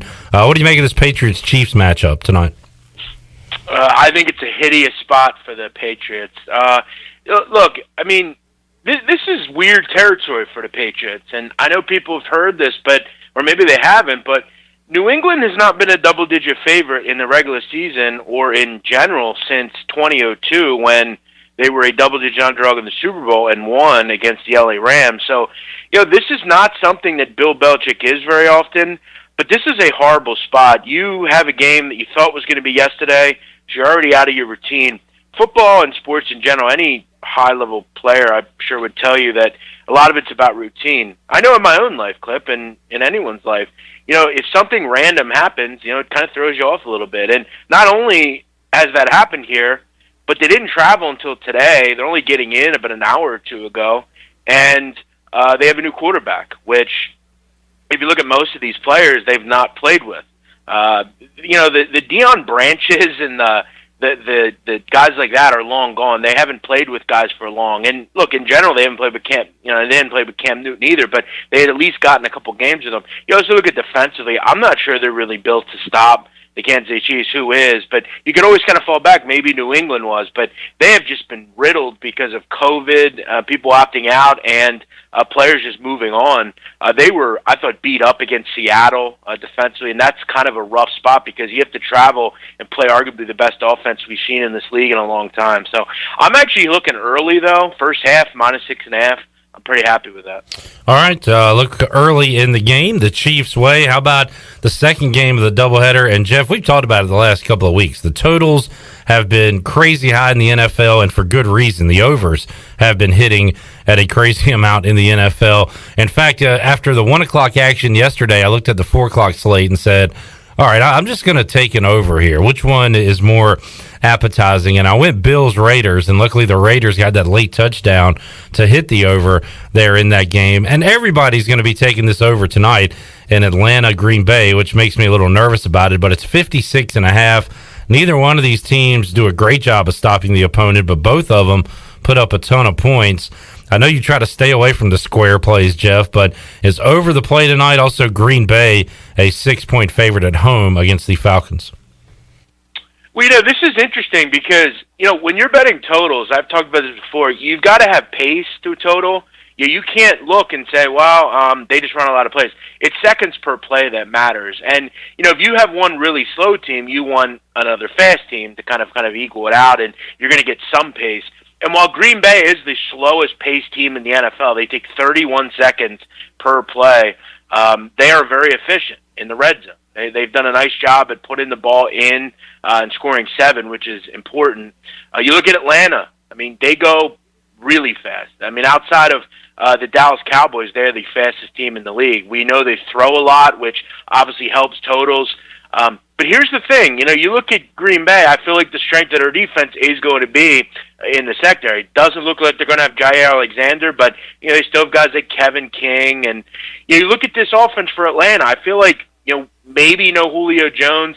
Look, this really hampers on Julio. I'm really not interested in either side or total without him. I know their offense is potent, but I got a feeling that against a bad run defense in Green Bay, if I'm the Atlanta Falcons, I'm looking to maybe try to establish the run, which they've tried to do a little bit this year. They're not completely inept running the ball, and they have Todd Gurley now. So I feel like for them, I'm looking to establish the run. That's going to hurt a total here just a little bit. You're also not on turf in this game, which you would be if you were in Atlanta. Look, for me, if I can get 57, even 56.5, I would actually take a flyer on the under. I think one of these is going to come in. 30, 24 is a loser, which is tough in the NFL. I think Atlanta, for as inept as they look defensively at times, I don't think they're as bad as maybe their record indicates, and I know they aren't. For large parts, they've played pretty decent, and Green Bay is riddled with injuries themselves at the receiver position. So I'm going to lean under, but my favorite play is the first. All right, visiting with the BMOC, Jeff Nadeau from Barstool Sports. Jeff, I decided to ride with your Eagles one more time, and it paid off last night, and it was almost more of a play against the 49ers. I just thought all the injuries would catch up with them, and maybe they win the game by a field goal or by a touchdown, and the Eagles +8 still hits. But the Eagles come out, win the game outright last night. A gutsy performance by them, but again, some struggles from Nick Mullins. C.J. Beathard actually came in and played pretty well late in the game for the Niners, but that was a good win by your team last night. Yeah, I mean, a win's a win, and, we'll take it. I'm not going to be too hard on the Eagles. Look, I thought all in all, I thought they played pretty well. You've got to understand, so when you want to bash Carson Wentz, which I have, and I've also praised Carson Wentz, but if you want to bash him this morning, make sure you're well aware that, there was very little talent on the field yesterday. When you don't have receivers, Clip, you can't get open. You're not going to be able to do the same things. You're not going to run the same plays. Miles Sanders doesn't look very good right now. Zach Ertz has been a total non-factor this season. They have no receivers, so you have an offensive line that's been beat up. So, I thought Carson played and did a nice job. But defensively, I thought they were really good. I thought they did a nice job. The pressure was there. They finally forced some turnovers, which they hadn't did in a long time. I thought they played really well. And outside of George Kittle, who kind of goes off against everyone, I thought they did a pretty nice job. I was pretty happy with the performance. It ended up coming down to the last play, which it shouldn't have. And I think if I do want to knock anyone, it's Jim Schwartz, the complete imbecile at defensive coordinator. I have had it with this prevent defense that this guy plays. It's just lame. It's weak. I thought the coaching was bad last night, but outside of that, I thought the team played very well. Big man on campus, Jeff Nadeau. Jeff, a lot of Panthers fans tuned in around this area. How about Carolina picking up a win at home? Now 2 in a row for the Panthers. They knock off the Cardinals, who I guess aren't quite ready for prime time yet. They fall back to 2-2 with Kyler Murray this year. But Teddy Bridgewater and the Panthers, if they play a little defense, they'll be all right because they can move the ball and put some points on the board. Yeah, Carolina is a team that, if I had to give it yesterday, I would give them the one of the awards of the day. I thought they were terrific. I was really kind of wondering about that line. It didn't make a lot of sense to me. You just didn't have any movement on the favorite. It was a road game. And look, Matt Rule's team, they're fighting. It seems like they really are playing for him. They have a team that is young, but defensively, I think they're getting there. I really like this Jeremy Chin out of Southern Illinois. I was a big fan of his. I wanted the Eagles to take him, frankly. I love their young defensive line with Brown and Gross Matos. I saw a lot of him at Penn State. I like Brian Burns out of Florida State. I like this group. And offensively, the good thing about the Carolina Panthers is even without CMC, they have a really capable quarterback. They have some skill position, quick speedsters at receiver, and they're doing some good things without McCaffrey. You remember this last year clip when Teddy Bridgewater was at New Orleans? Remember they were shooting for, hey, let's just try to go 3-3 with him out, Drew Brees. And what did Teddy do? He came in, I think, won every game. They're going to be without Christian McCaffrey for, another 3 or 4 weeks. They're doing some good things. Don't sleep on Carolina because I'm going to tell you something. New Orleans looks really good, but Tampa's beatable.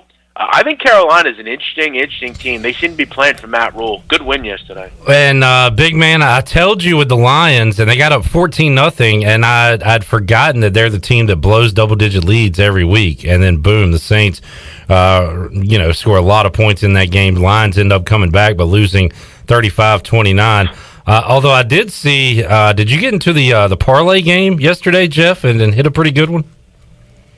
Yeah, I did. I didn't have any gambling house stuff to do yesterday. I was actually at home, so I was up early. For whatever reason, Clip, I get up early on Sundays now. I watch a lot of soccer in the morning, and I was sitting here doing some stuff, and I had all my bets in, and I actually really liked the card yesterday. I actually went 3-0 on my premium selection card, and I did some good things. And I looked at it and I said, you know what, I really like this card. I'm going to put a parlay in. And I had $100, and I'm like, you know what? I'd won it the night before on Kyler Phillips in the UFC, and I said I'm going to play a parlay, and it was great. I was going to hedge, and then I thought, you know what? As I kind of figured some things out, I just didn't think that Nick Mullins should be over a touchdown favorite to anybody. I kind of stayed on with it, and it worked out. So yeah, it was nice. It's nice to have those things go your right way. But money line parlays are the ones you got to look for. I wouldn't be following my advice. I don't do those very often. So when you hit them, you kind of take a profit and run. Jeff, you always preach get the best number possible, and you've done that the last 2 Mondays we've talked. So 2 weeks ago, you had ECU and UCF over, and I think that was like at a 72, and it ended like high 70s, 77. You were able to hit that one. Last week, you had already put a bet in on North Texas Southern Miss over. Now, I took it Saturday at 74. You got it at 72. I lost. You pushed. So it's not a win, but obviously a push is better than a loss. So you've been kind of getting in early on these college football numbers. So I got to ask you now, anything you got going for this weekend's college football that's already standing out to you? Yeah, and look, you got to check books, but obviously, when you're betting, having one book, I think, you obviously have to have another one or two, maybe. You have to have a couple. You have to be able to consult. Sometimes lines are important, and actually they're always important. But you know what I did bet, Clip, already? One of the big games of the weekend. I took over 70, Oklahoma and Texas.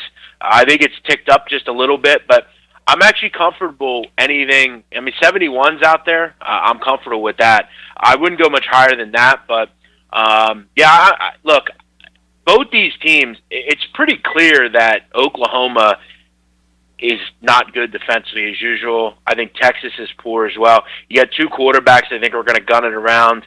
I actually like Texas in a dog roll here. I was hoping to see if I could maybe get 3, but I thought 70 was a solid number, even 71, so I bet it there. All right, something to look forward to coming up this weekend. East Carolina is an underdog to South Florida, and Jeff, both of these teams really struggling right now. Now, South Florida does have the experience of winning a game this year as they beat the Citadel. ECU 0-2, South Florida 1-2, coming off a 7 points against Cincinnati. They were shut out by Notre Dame. So this is a classic. Something's got to give here, and I know it's tough to take the Pirates right now, Jeff, even as an underdog, but equally tough probably to take South Florida. Any thoughts on that matchup coming up Saturday night? Well, look, I think you said it best. It's tough to take East Carolina right now. And, I got to tell you, I'm always straight with you on what I think. I kind of look at it as an outsider, but this is a bad football team. I'm just being real frank. I think defensively they are horrible. And, that's going to be something that I'll feed into later in the year. But, Georgia State should not be putting up 49 points on anyone. And look, I know you've heard this before, but there are multiple FCS teams that would have been much better defensively than what we saw this week. And it's kind of irritating because, the head coach, Mike Houston, is a guy that, and I know he's upset, prides himself on defense. We know what he did at James Madison. We know what he's done at other schools. They need to get it figured out, and they need to get it figured out quick. The good thing is, South Florida is bad, if not worse. Really in general. So, yeah, I don't know. It's a really tough game to bet. Jordan McLeod is not a guy that I want to back. I think Holton Ahlers is a much better player than he is. I think at the skill positions, it's kind of irritating because ECU actually has a pretty good offense. But, they just can't seem to get any stops. They really should be able to get them this week because Georgia State's much more dynamic than South Florida is. If you don't see a bounce-back effort this week, and they give up 35 plus, it's going to be a long year. That it is, Jeff, and we're just hoping something can click on the offensive side of the ball and the defense. They played a good quarter against UCF. They played a good second half against Georgia State, but too little too late when you give up, 35 in the first half. Doesn't really matter. So that's kind of where we sit right now. We'll visit with the big man coming up Saturday on the Bud Light pregame tailgate and also talk to you later this week, Jeff. And you got a future that's still out there and could hit for you in the Miami Heat as they win Game 3 last night. So not dead quite yet. I tried to put the dirt on them, Jeff, and you told me to relax a little bit. You still got a shot there. And negative Clip Brock. Always has to throw that in. Reverse jinx, Clip Brock. Helping you out. Well, that's true. Yeah. Good point. Now, hey, Clip, I meant to ask you. I've always wondered this about you. I want to say that I know your name is not Clip. That's not your real name. Yeah. So, are you ever going to tell us what it is? Well, I mean, yeah, my name is Clifton, and I'm the third, but my dad and granddad also went by Clip. And Clifton Brock the third. And is that true? Your other family members have went by the same nickname? Yep, Really? they were all Clip. So, like, when my grandfather was alive and we were all together at Thanksgiving, my granddad was Clip. My grandma would call my granddad Clip, my dad Little Clip, and I was Chip. But we all, yeah, it got a little confusing in there, big man. I feel like Clip Brock. I feel like your family. Why do I have a feeling like your family back in the day was like? I feel like they were the bon vivants of like Greenville, and like everyone knew like the Brocks, and maybe you had like like I would feel like your family had like some kind of business, and like you passed it down or maybe not. I will. Yeah, well, that's a great thought, Jeff. But doesn't Clip seem like a family mechanics shop? Like Clips, come here and get your car. Okay, you're getting closer. I come from a family of farmers, Jeff.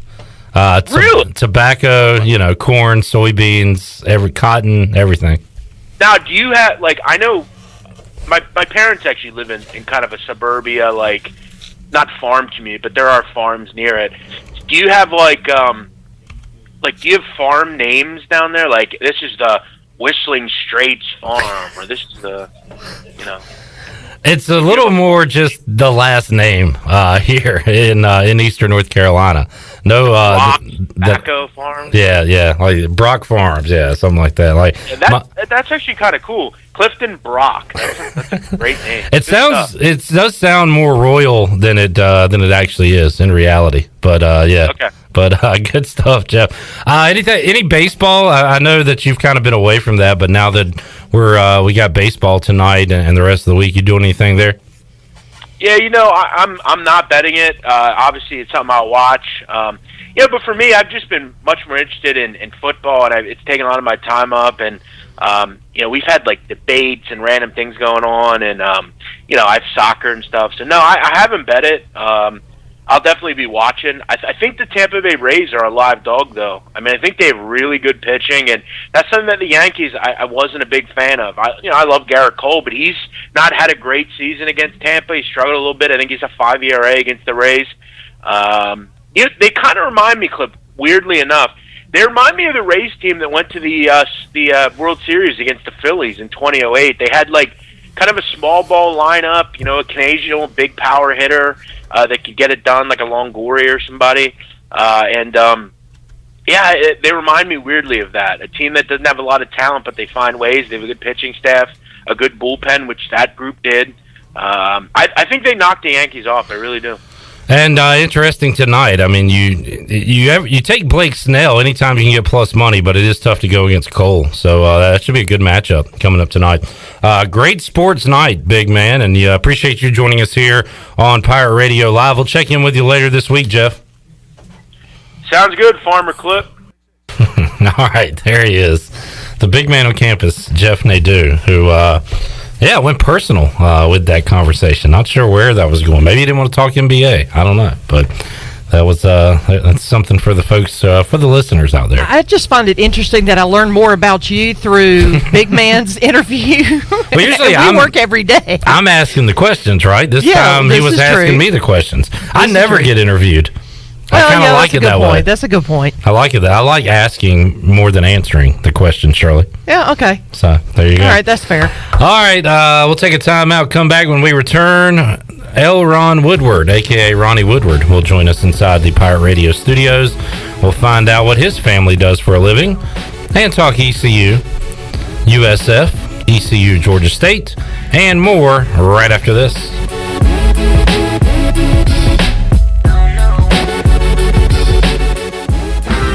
Hey Pirate Nation, this is Tom Brown from Brown & Wood Buick GMC Truck. We've been serving the Pirate Nation in Eastern North Carolina for 83 years. We have 4 brands, 3 generations, 2 showrooms, and 1 goal to make sure you leave a happy customer. This month at Brown & Wood, get an all-new 2020 Buick Enclave and save over $9,500 off. As always, Brown & Wood is the home of the lifetime warranty. We're located on Greenville Boulevard next to the Convention Center, or shop us online at brownandwoodauto.com.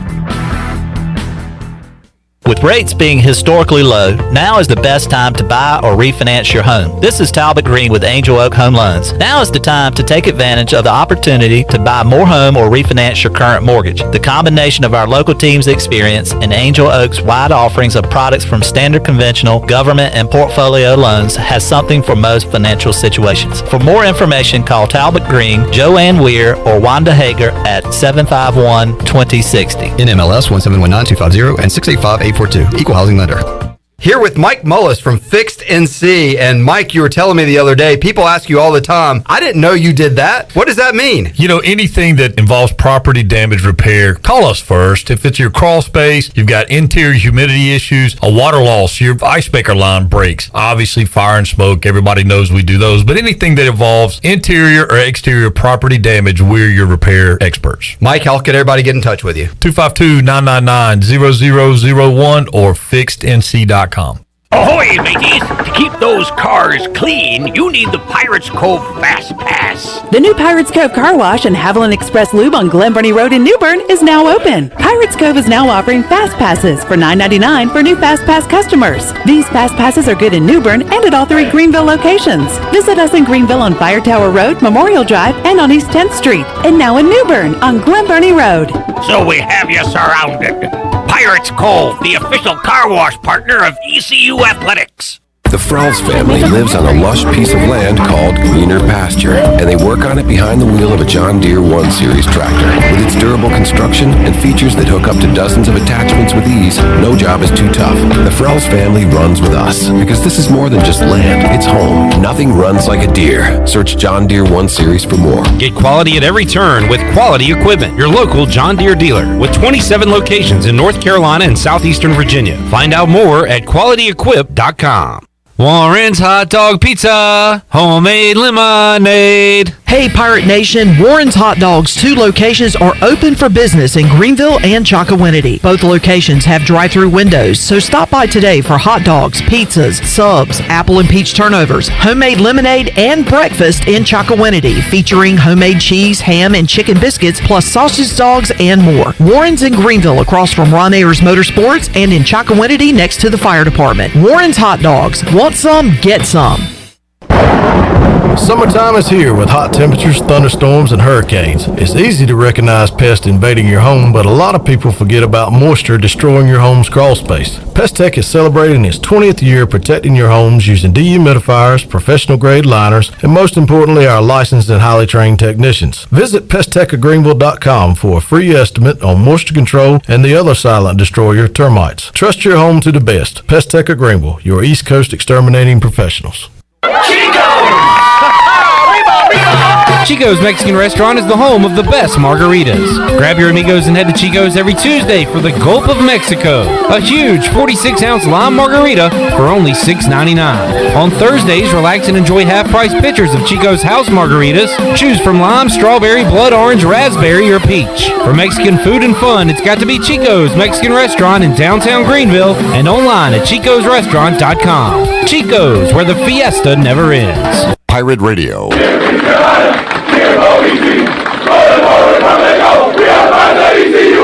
The voice of the Pirate Nation.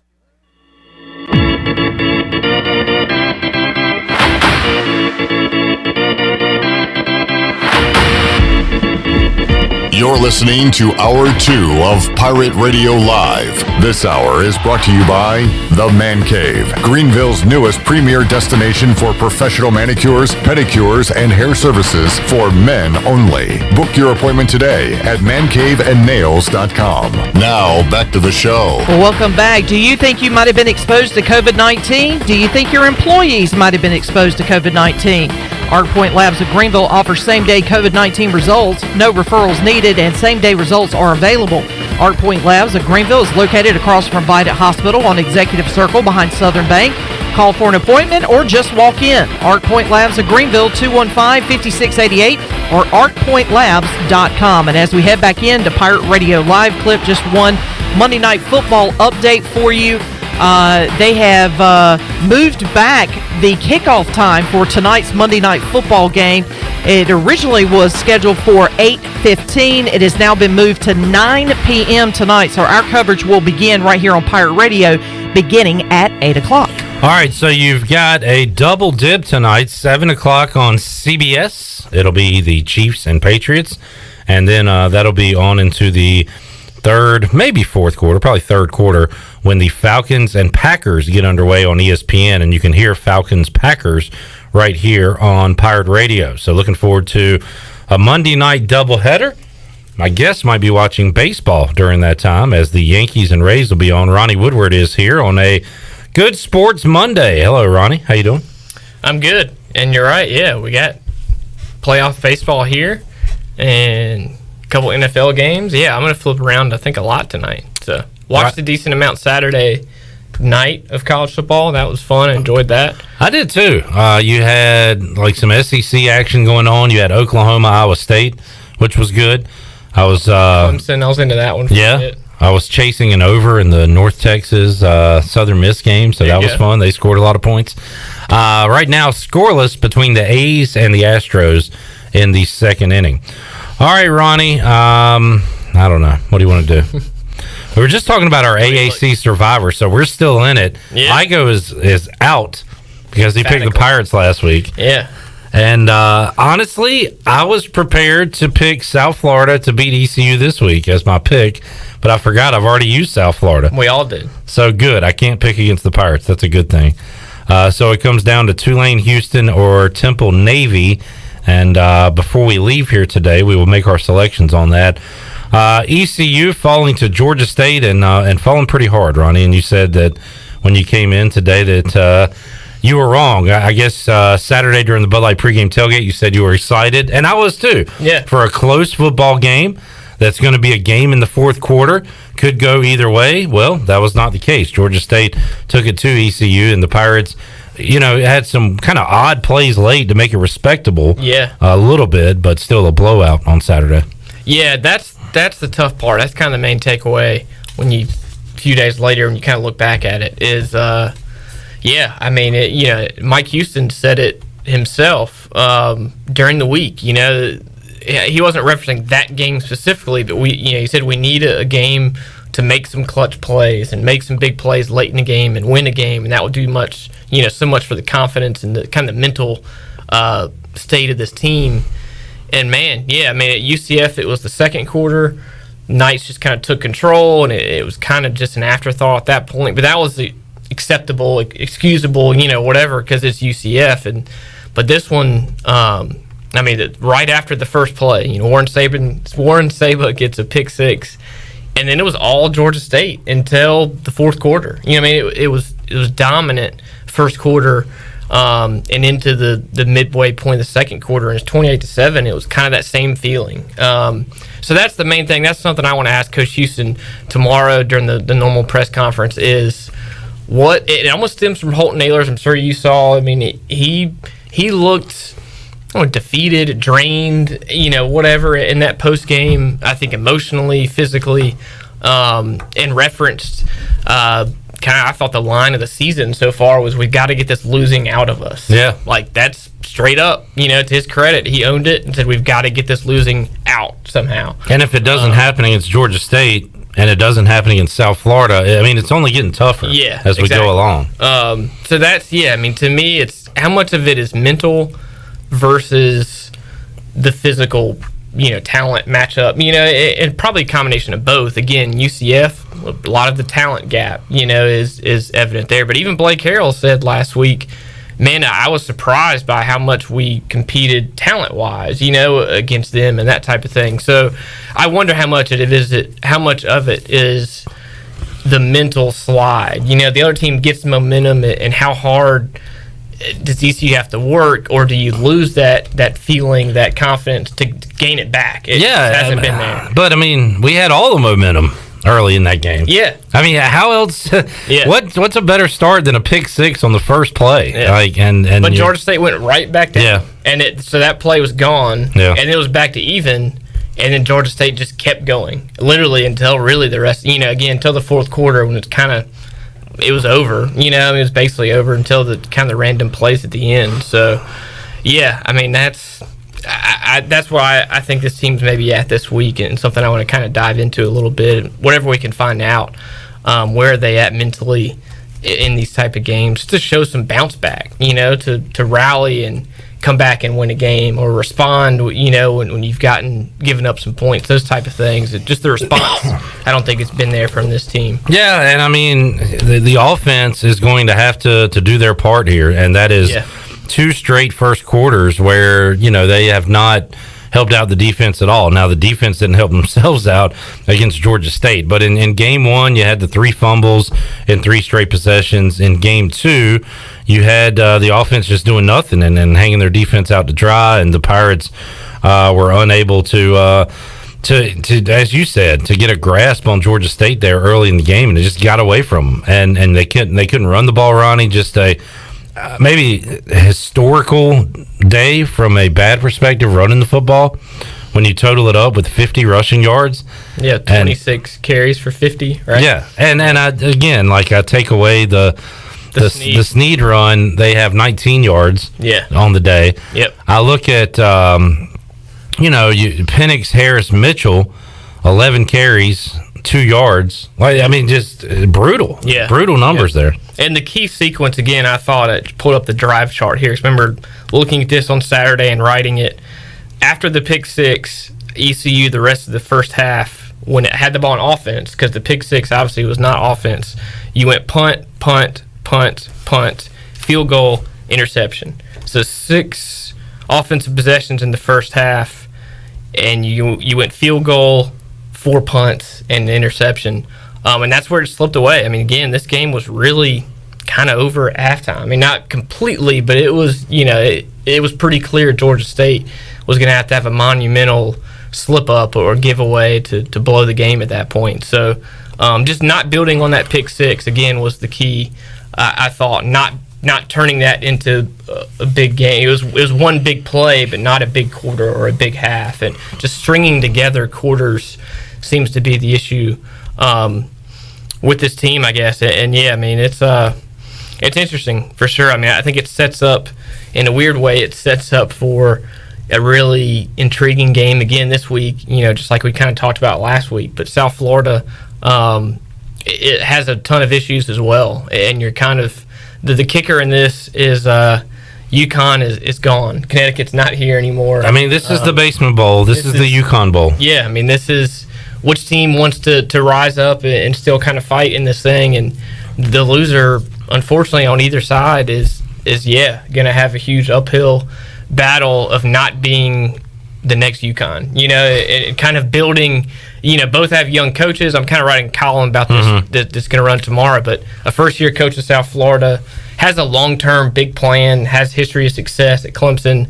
ECU with the second-year coach, history of success, has a long-term big plan. But the realities of the week-to-week right now is the loser of this game is going to be in last place and going to be tough to get out of last place and kind of build it up. So that's just where they're at week-to-week. And yeah, I mean, I think this is the interesting thing about Saturday night. Is what kind of spoiled when I wrote my column is Saturday night you have Miami and Clemson, huge showdown. Everybody's going to be watching. This is a huge game. And further down in Tampa at the same time is going to be another huge game for a completely for two different fan bases. Yeah. Not anybody in the outside is probably going to be watching that game, but I think it's huge for these two teams, again, from a mental side. Yeah. They need some positive results on both sides, and it's going to be tough for the team that doesn't get that, I think. No, that's a good point. And Al on Facebook Live, we've talked about this, but it's worth mentioning again and again. When is the last time you get a pick six, block punt touchdown, fake field goal touchdown, and still lose? Yeah. I mean, maybe Virginia Tech did it one year. We need some advanced stats, and we need some inside baseball numbers on that, because that percentage has to be below 5% that you lose a game when you do all those things. Yeah, for sure. But your offense did not help you out at all. Yeah. On Saturday. And again, just going into the South Florida, I mean, I don't think we want to talk a ton about Georgia State at this point. South Florida's only scored 34 points this year, and most of it came their first game. Well, almost all of it, because they had 7 last week against Cincinnati, and they were shut out at in South Bend against Notre Dame. So now 2 good opponents there. Yeah. But, they couldn't get the ball in the end zone against those teams. We couldn't get the ball in the end zone against Georgia State. Yeah. Like, that doesn't make me feel much better, honestly, about this game. But that is the case. I think South Florida's used 4 quarterbacks. Okay, I want a to... lot. I got Will Turner coming on from 24/7 Sports, I believe, on Tuesday, and he's the Bulls Igo, if you will. Nice. I want to figure out what the hell's going on with their quarterbacks and why they're playing so many of them. Yeah. And obviously nothing's working right now, but is there a game flow rotation they're doing, Ronnie, where it's like, all right, every possession will switch, or is it they're benching them? I have not watched the game, I'll be honest, but I see the box scores, and I'm fascinated to see why all these different guys are throwing passes. Yeah, no, I'm with you for sure. I'm going to look into it more probably tomorrow as well. But I think they had the UNC transfer, I can't think of his name, Falston or something like that, who was out, I think, either contact tracing or some type of COVID or maybe even injury, but he was not available. I think 1 or 2 of them are freshmen, so they just maybe didn't want to play them right away. I believe it's McLeod who's made the majority of their and he was injured a lot last year and banged up against ECU. So I think some of it's injury related, some of it's COVID and whatnot, and kind of who's available. I don't think they want to play 3 or 4, obviously, ideally, but they have to this point, I think, kind of out of necessity. So that's a huge storyline into this game as well, is what does South Florida do offensively? And yeah, I mean, this has been, I feel like these games have usually been close the past handful of years. Even low scoring, I think in Tampa 2 years ago, remember that was kind of a grinded out game. Yeah. You lost. But last year, they had a lame duck. I mean, everybody knew Strong was gone. Yeah. And they come to Greenville and whip the Pirates. They're up like 35-10 at halftime, which sounds familiar, right? Yeah, exactly. Unfortunately. So, yeah, this is, again, I think it's a huge game for both teams, maybe even more so for ECU than South Florida, because you are in year 2. I agree. For Houston. I think Jeff Scott has the long leash in what he took over, and where he's only a few games into it. And Mike Houston has a long leash as well with the long term, but these teams got to start making moves, because again, the banking on beating UConn each year isn't around anymore. You know, I mean, so they got to move up of some kind. You got to beat teams to do it. All right, Shirley, let's get a timeout, and we'll come back more on ECU football with Ronnie Woodward. We'll make our AAC Survivor selections for the upcoming week as well when we roll on a Monday edition of Pirate Radio Live. We're back with you after this.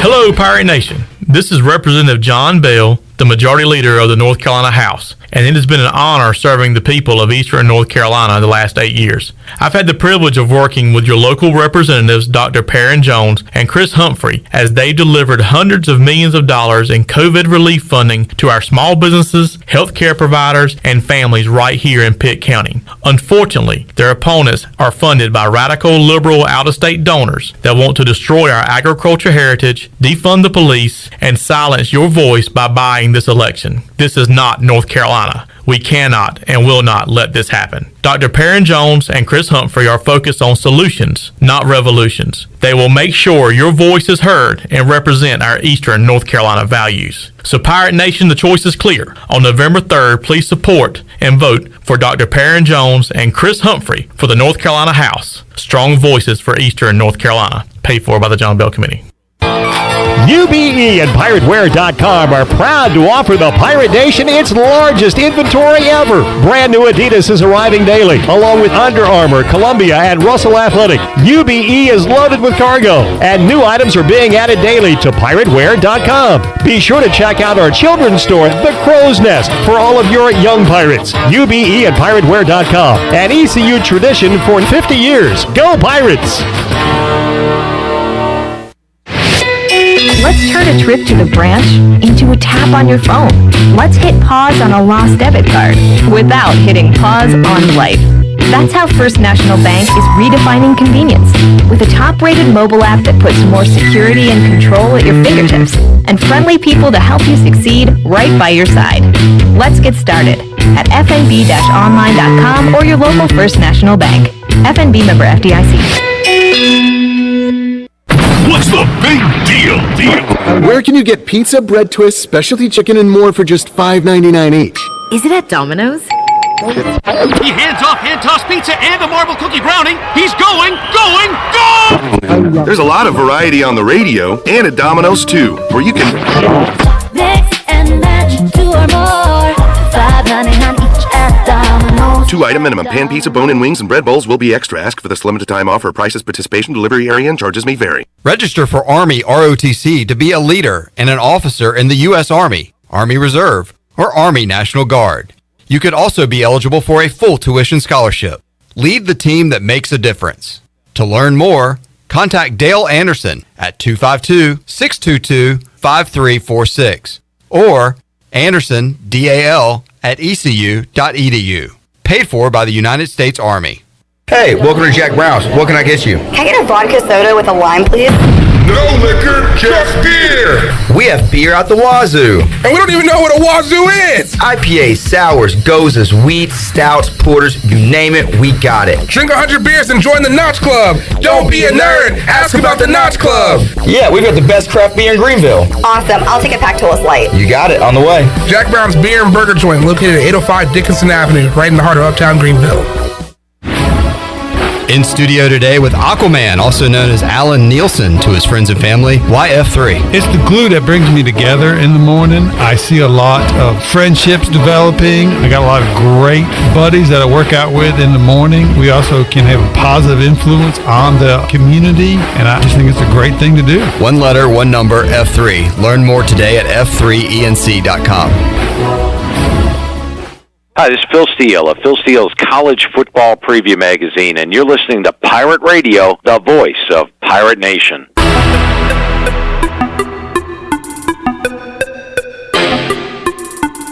You're listening to Hour 2 of Pirate Radio Live. This hour is brought to you by The Man Cave, Greenville's newest premier destination for professional manicures, pedicures, and hair services for men only. Book your appointment today at mancaveandnails.com. Now, back to the show. Welcome back. Orthopedics East and Sports Medicine Center of Greenville's new extended care clinic is now open Saturdays and Sundays from 10 a.m. until 2 p.m. so you can avoid the emergency department for any urgent orthopedics care.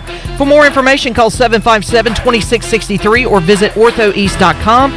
Orthopedics East, providing services to Eastern North Carolina and the Pirate Nation for more than 35 years. Now let's head back in to Pirate Radio Live. Here's your host, Clip Rock. All right, thank you, Shirley Rhodes. Welcome back into the program.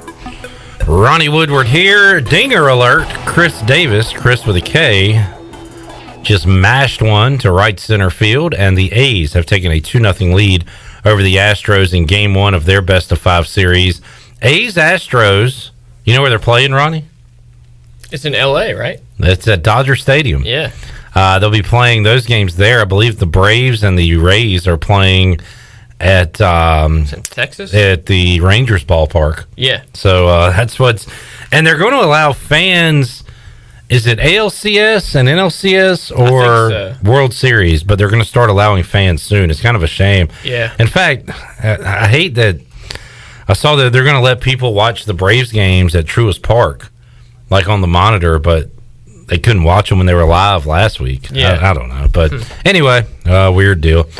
All right, Ronnie, we were talking to ECU South Florida coming up at 7 o'clock on Saturday. Our pregame coverage begins 3 o'clock on the Bud Light pregame tailgate. Ronnie will be a part of that show with IGO coming up this weekend. And we'll be with you with a late night edition of the U.S. Cellular fifth quarter call-in show after the game. It is a light schedule coming up in the American this week. Only 3 games in the AAC. ECU South Florida. And then a couple of teams, Ronnie, are going to make their debuts, actually.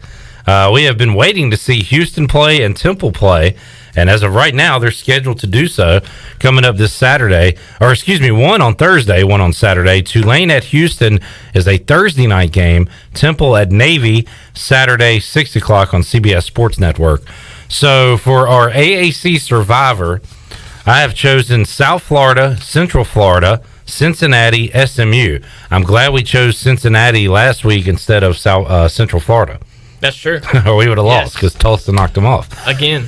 You have chosen South Florida, Navy, Cincinnati, SMU. So you cannot choose Navy. You cannot choose South Florida. Everybody else is on the table.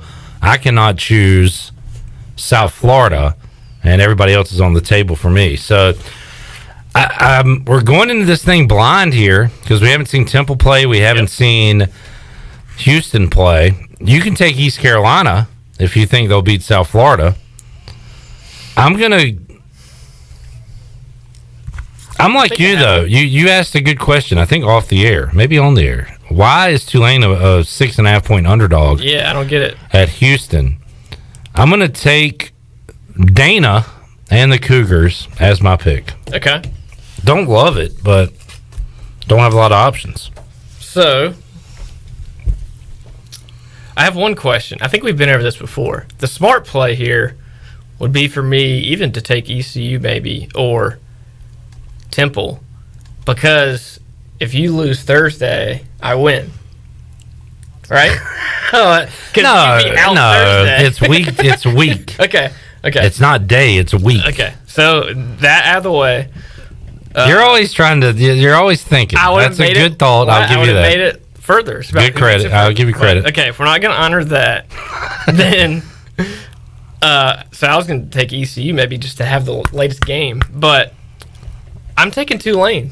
We'll just end the thing. Head to head. We'll Here we go. Straight up Thursday night. All right. I don't understand why Houston's favorite. So they haven't played.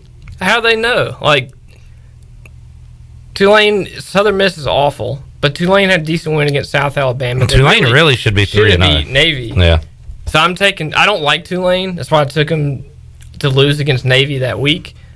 But I'll take Tulane. Houston won like 4 games last year? Yeah, I mean they struggled. Yeah. But they'd also lost De'Aaron King, obviously, and I think they kind of gave up, and yeah, I don't know. Houston has had a million weeks to practice for this. Yeah. And get ready.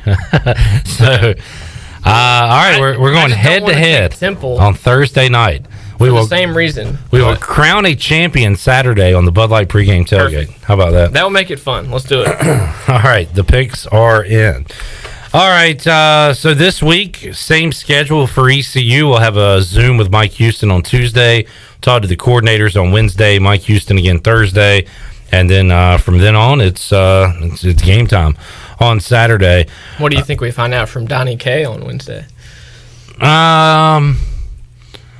I don't know. Like, and I want to ask. I want to ask him. You know, I know that. First of all, what's the status of Deontay Smith? I think that's pretty important, and Noah Henderson too. They obviously need those guys. I want to know what their status is, and I want to know, if you are playing with this O line that is depleted and being outmanned. What do you do to mask that? Like, can you do anything to mask that from an offensive standpoint? And we saw a lot of screens and things like that. That's how you mask it. I think they'd like to just run the ball up the middle, and do some basic run blocking, but that did not work on Saturday. So I don't know. They're going to have to get creative. I want to know what they're going to do. I want to know, is there a chance we see more of Mason Garcia? Maybe moving forward. I don't know. Maybe. I don't know. Unless it's just a change of pace situation. You know, I could see that potentially, but I mean, there's just a lot of question marks on offense for sure. I think it go a lot of different ways and levels. Right, Redbeard says, "Will Clip change his pick between now and game time?" That's true. Well, I changed my pick for good reason, Redbeard. You can't blame me for that. Your game got canceled, right, or postponed? Well, he's talking about last week when I had ECU, and then I changed to I said Georgia State was going to beat them, so I couldn't have them as my survivor pick. That's true. So I changed it last week. I want to know what's up with CJ Johnson. Yeah, what's going on there? Like, why is he not more of a factor? why is he in this funk that he's in right now? How does he get out of it? I want to know about that as well. I think it's interesting. And I kind of asked about it last week with Donnie Kirkpatrick, that him and Omatoshu substituting, switching a lot, and he referenced CJ Johnson's a bigger guy, and they'd like to take him out and keep him fresh, and he gets tired. So I don't know if conditioning is a factor at all in that, and that's been why he's come out of the game a lot. I think last week in the second half he didn't play a whole lot either. So is that part of it? And I think this could be tied to this as well. I mean, he's a big downfield type. I mean, I always go back to the Cincinnati game last year where it was just fade after fade after fade, and you need time for that to happen. And obviously that goes into what where it makes sense to throw like Tyler Snead in the little slants, and Prohl and those quick little passes to especially to Snead makes a lot of sense, or running back screens. But I don't think CJ Johnson's like a wide receiver screen. He's not Dwayne Harris or Snead or what, he's a downfield one-on-one physical type of guy. Ideally, but they just haven't had time. They haven't had time to develop plays in the passing game, and he's been double covered a lot too. So I think teams are kind of doing what they should of, hey, somebody else beat me, not let CJ do it. But CJ hasn't responded well to that, obviously, on his front. So regardless of all the details, he's got to get more catches and be more involved, and that's probably on him some, and on whatever the line on court, kind of it all working together. But I think part of it is he hasn't had the chance to go downfield, and Ehlers hasn't had the time to look downfield to make that play, in my opinion. And again, you're right about, he's downfield, not a screen guy, but you have to adjust to what's happening and get him the ball another way. Yeah. Run a quick slant, something like that. I don't know, but that's the challenges right now that this team is facing, and it's tough when you've got Deontay out, when you've got Noah out, when Matt Morgan isn't playing anymore. You've got major deficiencies on the line, and you were really counting on those guys at tackle to be the anchors of that line, and that they were not playing on Saturday, and boy, it showed up in a bad way for ECU. All right, well, Ronnie, we'll let you get out of here. Appreciate you joining us today. You got it. Anything else to look forward to? Looking forward to reading about the kind of the similarities of where these two programs are right now. And yeah, I think they are. It's like small scale, but how big this game is for these two programs on Saturday. Yeah, no, that's what I worked on a lot today, and that will be online and in print tomorrow. So yeah, I kind of dove into that, and I think it's a real similar situation for these programs mentally, and kind of what they need.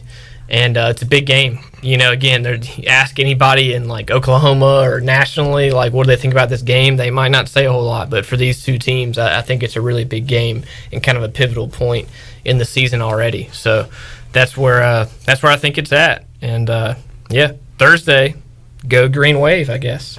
Go Cougs. You got the Cougs. All right, That'll big one. Fun. Thursday night. All right, let's take a time out. We'll come back, get ready for hour number 3 of our program. Troy D will join me. We'll have our big calls from the U.S. Sailor 5th quarter call-in show, hear what people were saying after the game on Saturday night. That and a lot more on the way in hour 3, plus the booty bag. We'll open that up, of course, once again as well. It's all ahead on Pirate Radio Live. We're back after this.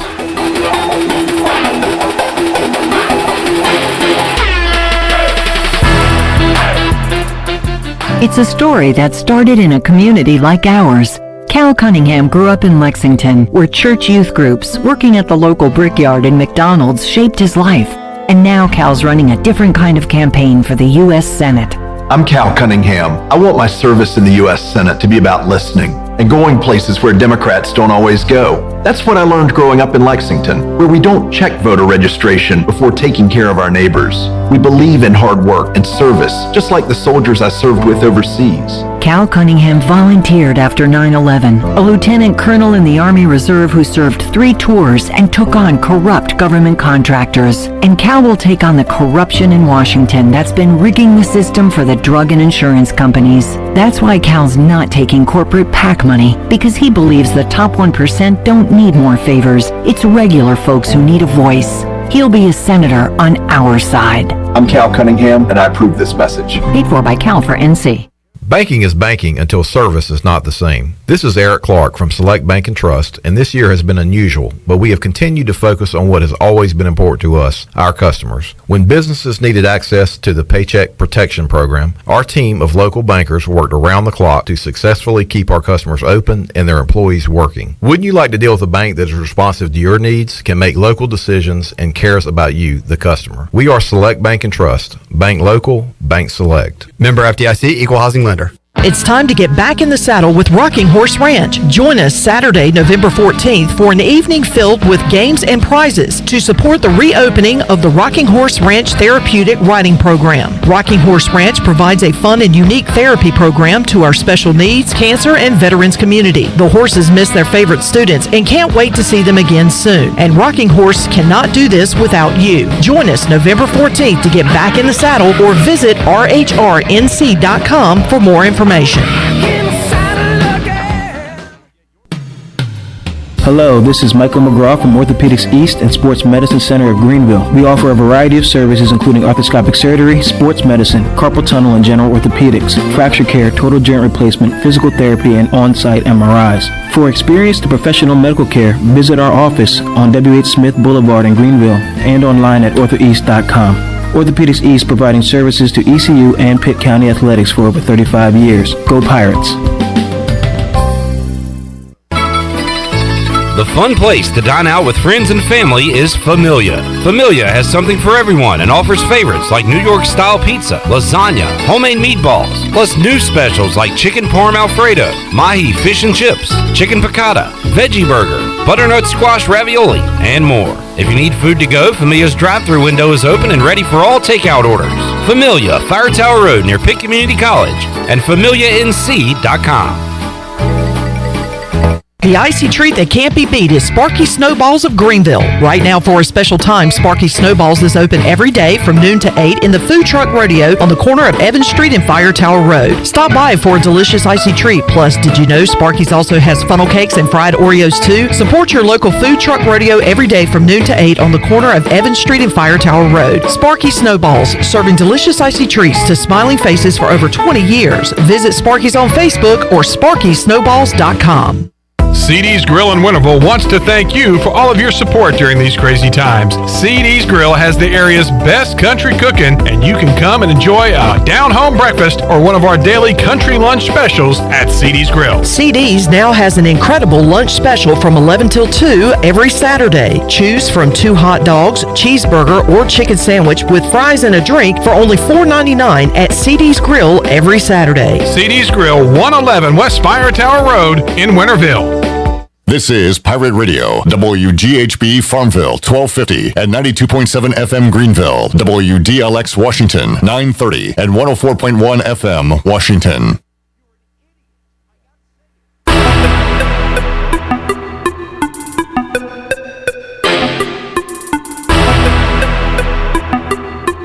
You're listening to Hour 3 of Pirate Radio Live. This hour of PRL is brought to you by Atlantic Wireless, your local authorized U.S. cellular agent. Atlantic Wireless now offers home internet service. Visit AtlanticWireless.com to find a store near you. Now, back to the show. Well, welcome back. Hey, guys, you cannot impress the ladies with that sloppy, unkept look, and that goes for you married guys, too. Time to get to the Man Cave in Greenville, the premier destination for professional manicures, pedicures, and hair services for men only. Enjoy a cold beverage, get a snack, and let the professionals make you look your best. Visit mancaveandnails.com and book your appointment today. The Man Cave is now open on the corner of Fire Tower and Evans. And heading back into Pirate Radio Live clip, since Chandler stole my thunder, Texans head coach and general manager Bill O'Brien has been fired. and it is likely Romeo Cornell will be the interim head coach until one has been hired. Yeah, that's old news. Shirley Chandler told us. I know. Sorry. Yeah, he told us off the air, by the way. So. Stole my takes that thunder. very personal. I had it written down and everything. When there's bad news to be had, Shirley wants to break it to everybody. Speaking of more bad news, Arizona football coach Kevin Sumlin has tested positive for COVID. He is currently self-isolating. However, he does not show any symptoms as of yet. And former Florida State football coach Bobby Bowden has been diagnosed with COVID. He is asymptomatic at this time. I think by the end of the year, the news is going to be if you made it through 2020 without COVID. True. It'll be more unique that, wow, you haven't got it yet? There'll be more people that you know that have it than don't. I agree with that. I would agree with that statement. I'm a little surprised at the Bill O'Brien stuff because I read a tweet earlier today that said Bill O'Brien will call plays the rest of the year. And yeah, well, that's still true. He'll be doing it from his couch. Yeah, from the couch, like we do on Sundays. Exactly. He'll be one of us. Or like my twin boys on Xbox. Yeah. They'll be calling the plays. On Madden. Yeah. So he is out after an 0-4 start. Tyler actually calls better plays than Bill O'Brien, actually. Yeah. He could do more with Deshaun Watson than Bill O'Brien has. All right, there you go. Troy D, we got to talk about another Pirate loss. Yeah. They fall to Georgia State.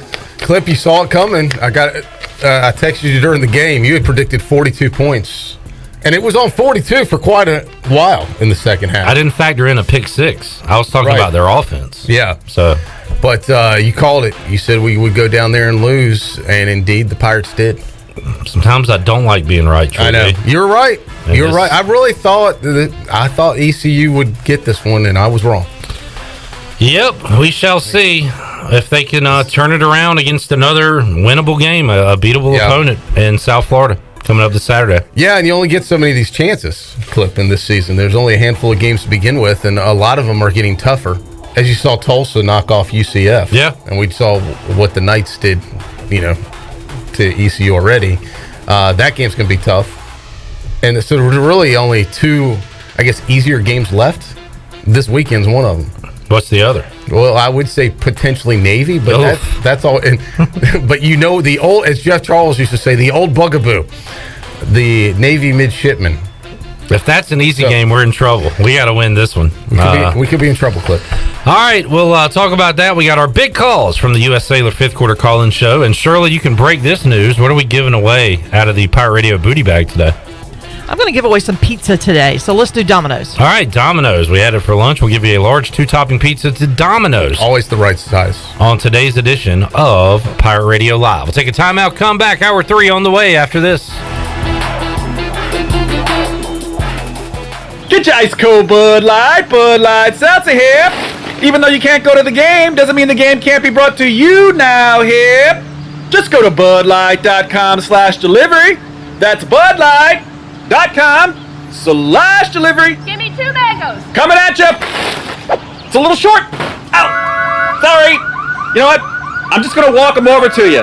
Whenever there's a game to watch, there's a Bud Light there. Enjoy responsibly. Anheuser-Busch, Bud Light Beer, and Bud Light Seltzer. IRC Beer in Texas, St. Louis, Missouri. Medicare is not one size fits all, but which plan is right for you? Hi, I'm Denise Walker, and I'm a licensed insurance agent here in North Carolina. Whether you are turning 65, new to Medicare, or already have a plan, I can help you compare your Medicare options. I can help you find a plan offering low to no monthly premiums, prescription drug coverage, and a wide range of additional benefits like dental, hearing, vision, and more. Call me today at 434-531-5674 to get a no-cost, no-obligation Medicare benefits review.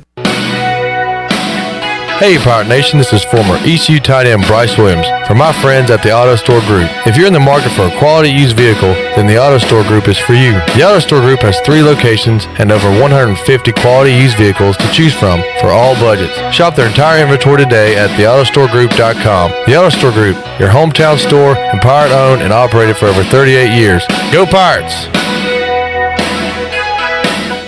If you're like many, you may have put on the Corona 5, 10, or even 15 over the last 2 months. Well, the weather is warm and it's time to get that body back on track. At Clean Eats, we have you covered. Our weekly meal plan will quickly help you get back to where you want to be. Order online at cleaneats.com. Our cafe is back open, sanitized, and waiting to serve you healthy lunch and dinner options for dine-in, takeout, curbside, or even delivered through our delivery partners. Clean Eats, it's a lifestyle. 805 Red Banks Road, Arlington Village. Your power's out. There's a water leak. What do? For these and other utility-related emergencies, you need service, and you want it fast. There are 2 things you can do to get the quickest response if you're a GUC customer. First, you can call the hotline at 1-855-767-2482 and report any utility-related emergency. That number is also on GUC.com. Or second, you can give GUC your phone number. The hotline process is quickest when their account records have your current phone number. Service you can count on. Greenville Utilities.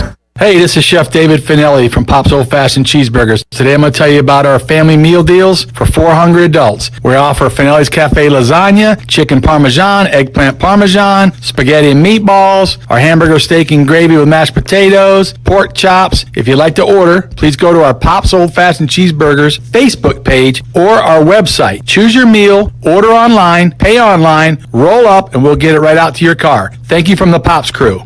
Did you know every 2 seconds someone in the United States needs blood? It is essential for surgeries, cancer treatment, chronic illnesses, and traumatic injuries. I'm David Dom from Carolina Wealth Management. We are proud to team up with the F3 Nation for their Free to Bleed blood drive on Friday, October 23rd from 11 a.m. to 4 p.m. at the Drew Steele Center on Elm Street. Help save a life by scheduling an appointment at redcrossblood.org or contact me at 347-2200.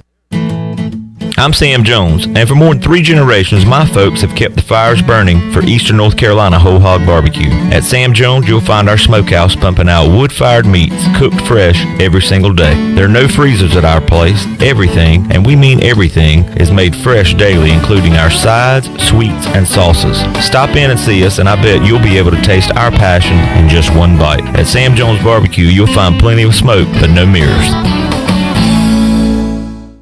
Hi, this is Brian Meador from East Carolina Athletics. You're listening to Pirate Radio, the voice of the Pirate Nation.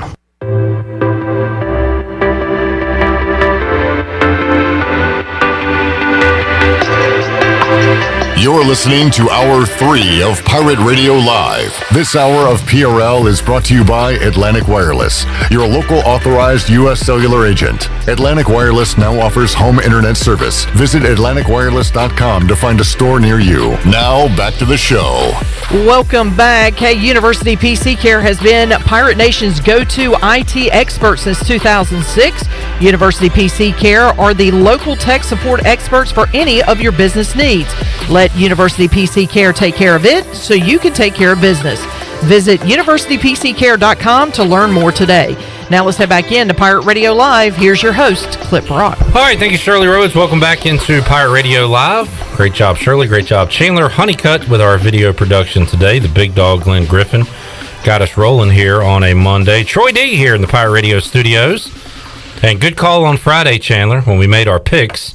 You said Troy D would not be wearing the Victory Monday hat. I just didn't feel right, Clip. The run came to an end. I was going to keep wearing it every Monday as long as the Bears won, but boy, that Colts defense is legit. Bears are 3-0 when Mitchell Trubisky starts, 0-1 when Nick Foles starts. Hadn't thought about it that way, Clip, but you are indeed correct, sir. Numbers don't lie. Thursday Night Football, they'll get a chance to right the ship, so to speak. Against the Bucks. Yeah, so that'll be a big game. That will be a big ball game.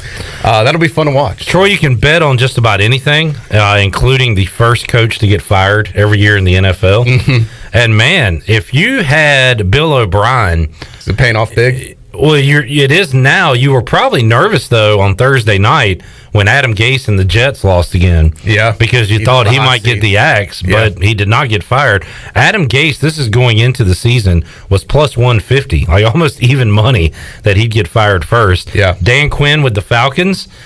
They need a win in a big way tonight. They are winless, plus 200. Matt Patricia with the Lions, plus 600. Doug Marrone, Jags, plus 700. Mike Zimmer, Vikings, plus 700. Anthony Lynn, Chargers, plus 900. Bill O'Brien, plus 900. Wow. To get fired first. So explain that to the average listener, Clip, that isn't a gaming expert. If they went to a casino and put $100 on Bill O'Brien, you would win 900. Yeah, that is how big that pays off. So you put it down 100, and you'd get basically 1,000 back. Correct. Yep. Yeah, I mean that's a big payday right there.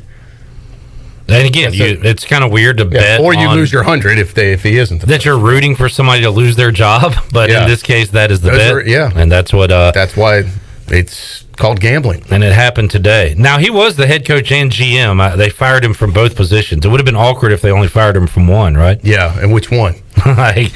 Let's see. Well, you traded DeAndre Hopkins, so clearly you're not a good GM. Right, so we're going to take care. We're going to fire you there first. And we don't like your play calling, so we're going to fire you. You know what? We'll fire you both. Double dip there. All right.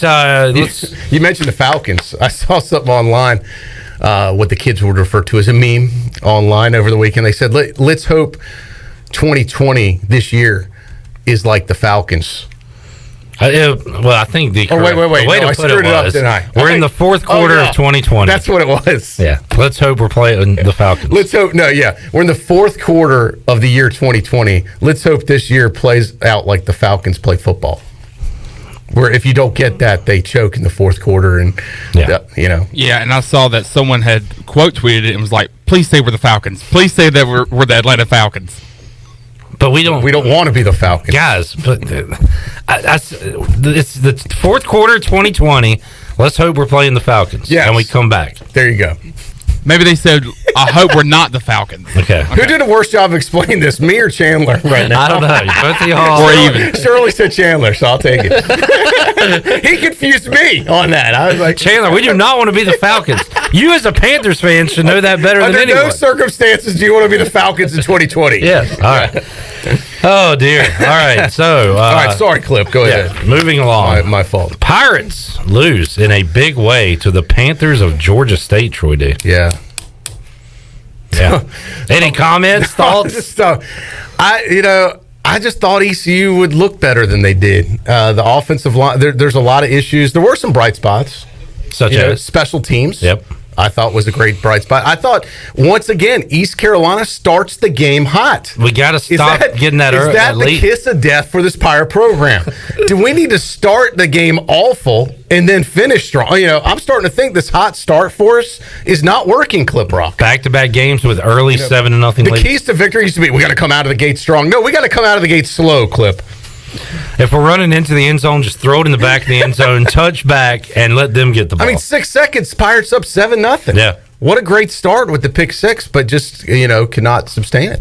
And it all went downhill. And look, there's so many issues right now. I don't know where to begin. That we got a lot of calls about the O-line. I do think that's the major issue. But Rick Smith on the fifth quarter got, he got kind of tired of people talking about the O-line and said, well, what about the defense? And went over those numbers. And you give up 35 in the first half, you just can't win those games. The thing is, I remember I watched Georgia State the week before at ECU, or 2 weeks before, and it was a couple weeks before, they looked like a good team. Clip back then, I was worried about them. I was like, don't let the name fool you, and don't let the Sun Belt Conference fool you. Georgia State is a quality opponent right now, and right now they are better than East Carolina, obviously, and they kind of dominated the Pirates. So you can't go by what your thought of ECU used to be or who we should be. It's who we are right now. Yeah. And who we are right now is getting our butt kicked against the Sun Belt team. That's just a fact. If we want to change that, the players and coaches are going to have to change that on the field. ESPN does the Football Power Index, the FPI, Troy, and I don't really know how they factor it all in, but ECU right now 99th out of 114 teams. South Florida 100th out of 114 teams. Does CBS Sports still do no, it was ESPN does the bottom 10. Do they still do I sure that? hope not. I quit looking at it, but I didn't remember. We unfortunately during when Scotty was here, we were often a visitor there. But I feel right now we're until proven otherwise, we're a bottom tier, bottom 10 type program in college football. So I mean, at some point, these players got to put a chip back on their shoulder, start playing with some intensity, some urgency, And, I don't think there's not any one thing that you can point to. I don't think there's, it's coaching, it's this fault, or it's that fault, or it's this player, it's that player. This is a program issue right now. There's a lot that can be addressed. And I think they are working on it, obviously, and hope to change it. But this is a tough deal, man.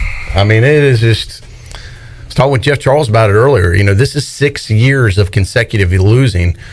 We didn't get in. I heard Coach talk about this on the fifth quarter, say we didn't get into this problem overnight. We're not going to get out of it overnight. Yeah. And I thought that was some good perspective, and it's true. But you just hope along the way you see some progress, you see some things to get excited about. And through 2 weeks, I mean, there's very few things to be excited about. And the offense is just head scratching because, and in a way, it's not, because I get that our O-line is struggling right now. No Deontay Smith, no Noah Henderson at tackles. That hurts you. But with Ehlers, with all these weapons at receiver, you think you could do something. You could score a touchdown against Georgia State, and they couldn't. They kept out of the end zone. That's what's so puzzling. I don't have an answer for that. And I don't know if the scary. I hope the coaches have an answer for that. I'm gonna have to figure one out. You would think, going into this year, that the offense would be the one thing that might keep you in games, and it just hasn't clicked yet. South Florida having as many, if not more, offensive issues than ECU right now. Could end up being this is going to be a real pillow fight coming up this week. We were calling it the Basement Bowl earlier. Glenn Griffin made a great and Ellerby said, win one for Clipper. I was talking about how depressing the post-game shows are. Yeah, but I will say this, though, about, because I had some friends ask me, they didn't get a chance to hear it, and they thought there's I bet fans are irate. I got to tell you, I thought the post-game show Saturday was one of the best shows we've ever had. Now, that doesn't mean the play on the field's the best it's ever had, but I just thought the calls were all very good. I thought they're very knowledgeable callers. I think you and Rick Smith had great chemistry together. I think the perspective of Coach, of what he brings and behind the scenes, is impressive. I really thought that was one of our best post-game shows we ever had. Well, it sounds like people know that it's going to take a while, and it's tough to keep saying be patient, but people are trying their best to do so. Yeah. And they know kind of why we're in this mess, and that it's going to take a lot to get out of this mess. You said last week, if we were going to have a winning season or anything close to it, we've got to beat Georgia State. Yep. And I thought you made a good point, and I agree. So I think, it's going to be a stretch for East Carolina to have a winning season right now. So now it's like, what can you salvage? And now, hey, let's win a game at this point. And I feel if ECU is going to win a game this season, it's got to be this weekend. This is the best opportunity of what's left on the schedule to win a game. Because every other team we play is going to be better than this South Florida team right now. I agree. And South Florida's hungry for a win, too. They want to beat East Carolina, so they're not going to lay down for you. But this is this a must-win game to have a win this season? No. I think all right, Pirates, if they lose this game, they can find one somewhere. Where would they find one? I said Navy. They can pull an upset. That was crazy. They can pull an upset somewhere down the road. Someone that overlooks ECU doesn't come to play. Yeah, like those Cincinnati SMU games last year. Maybe you just sneak one of those out. But no, I mean, to your point, like you again, they're not getting easier. That is a fact. Yeah. Than South Florida. All right, let's hear. Win one for the Clipper. I like that. Yeah, that's kind of the rallying cry, because I need some. Will that resonate with the players? I don't know. I don't know what will. I don't know. I just need some. I need some positivity on the fifth quarter. The Basement Bowl. Yeah. So tell me we don't have a graphic for that already. Glenn already tweeted it out 5 minutes ago. Basement Bowl. Win one for the Clipper. It's beautiful. It's very nice. Shirley said she wanted a T-shirt. I agree. It actually may be the only bowl game we go to in a while. So I thought every team was going to a bowl this year. Maybe we can get to one. I don't know. All right, Shirley, let's hit the big calls of the U.S. Cellular fifth quarter call-in show and hear what the Pirate Nation had to say on Saturday night. The big calls of the fifth quarter. We'll start with Cameron in Greenville. Hey, Cameron. Hey, Clip. Embarrassing, it's really hard to... I could say a lot of things.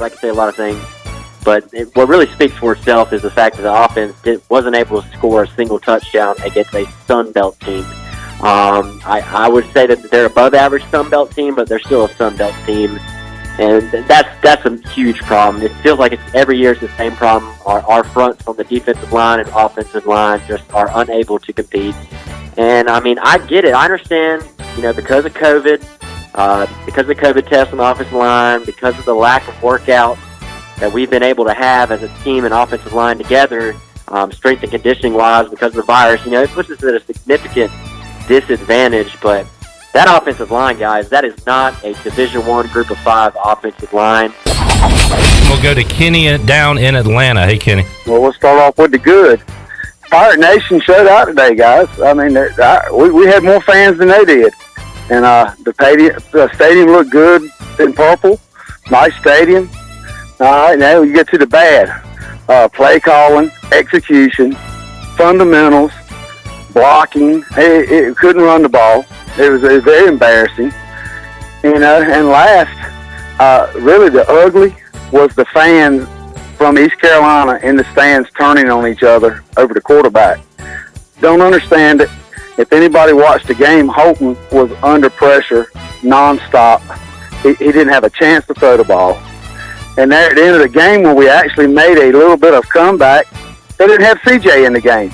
Don't understand that either, but, we've complained for a long time since we got rid of Ruff. We blamed everything on Mo, which he was horrible. It's time to quit blaming Mo. Houston, we got a problem, and we need to fix it. Let's go to Sean in Washington, D.C. Hey, Sean. I think I'm just going to echo what's been said. First, start with the O-line. This is going on for at least 5 years now, and the line that was out there today really did not look like they even belonged on the same field as the defensive line of Georgia State. And the Georgia State offensive line was much better than our line, both in technique and in the power game. Let's go back down to Atlanta and talk to Ford. Hey, Ford. Ultimately, I mean, we all know the offensive line issues being a little bit smaller in terms of our line itself and having to build that up. But even, like you guys were saying, putting our heads down and being on our heels. I mean, watching it live right in front, you could see as soon as things started to go wrong, we were on our heels, and even Holton was pushing. And a lot of the passes that were off, and, in terms of the offensive line play, it wasn't great, but we were pushing and forcing things overall in terms of the offense and even a little bit on the defense. And you could just see that we were overall on our heels. And I think that just comes down to, a lot with the attitude of the players and getting in this new regime. Let's go to Chris in Atlanta. Hey, Chris. As everybody else, I'm disappointed, but I don't want to be negative on this call-in. I want to give some positives. First positives, first time I've seen the Pirates play in 2 years. It's nice having them in my part of the country. Second positive, I really like seeing a lot of purple and gold over there. With the circumstances with COVID, I really thought that we had a lot of fans show up. So that part I like. And then at the end, some of the special teams plays, I really thought they'd make it interesting. Got a little bit of disappointment there, but I still love seeing a few special teams plays. I thought that went well. But for me, I was excited to see the Pirates play in 2 years. Now, heading to Talladega tomorrow, hopefully Kirk Busch will make it a lot better and win 2 in a row. That's all I've got, guys. Let's go next to Reed in Greenville. Hey, Reed. Clip, Coach. Afternoon, gentlemen. Good afternoon. Oh, Reed, was hoping you would crack a few in celebration, but not going to be today. I don't have but one to crack, and that's going to be to the special teams. I mean, we could, like Coach mentioned a few callers ago, it's more than just the offensive line and bitching about the line this and line that. It's like beating a dead horse with another dead horse. What are we going to do about it? Talk to your blue in the face. But so now, Coach, a preface to this, I used to do this to you and your defense a lot. You can ask Clip and the boys when y'all would put up some fine games, and I'd open for you. So here it is. What is this? 2020, first time for our kickers, our special teams guys. Cheers, brothers. It's a nice. That's about all I got to say about that. It's a good sounding crack right there, Reed. Let's go down to Florida and talk to Bobby. Hey, Bobby. Hey, good afternoon, guys. Rough day for the Pirates. I know we're all suffering, but I do want to say a shout out to Pirate Radio for all you guys do. There aren't a lot of stations doing this around the country, and I really appreciate what you do.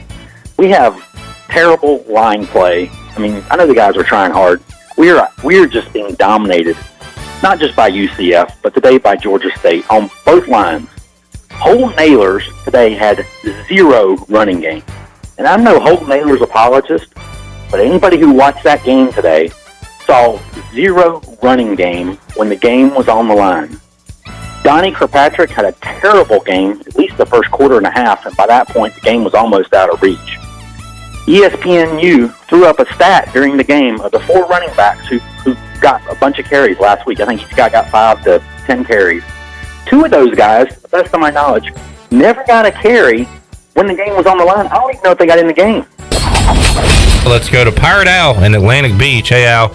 Steve Logan was our head coach for 11 years, and whenever we had a signing day, they'd always ask him, "Hey, Coach, what do you think about this recruiting class?"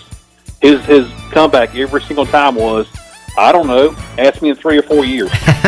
So I think what's happened is, I know what happened is from 2015 to 2018, we if you look at our depth chart, those years, I mean, we especially talent-wise, I mean, linemen and everything else, I mean, we're decimated. I bet you 85% of those guys either got thrown off the team, quit, weren't good enough. There's a reason why. I mean, we just don't have the talent on the team. I mean, we're playing with freshmen. I mean, we got some talented, skilled kids.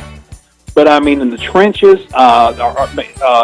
maybe a couple corners of 5'9", linebackers, we just don't have. And I mean, Houston and the guys, I mean, they won a national championship 3 years ago. They played for one 2 years ago. They know what they're doing.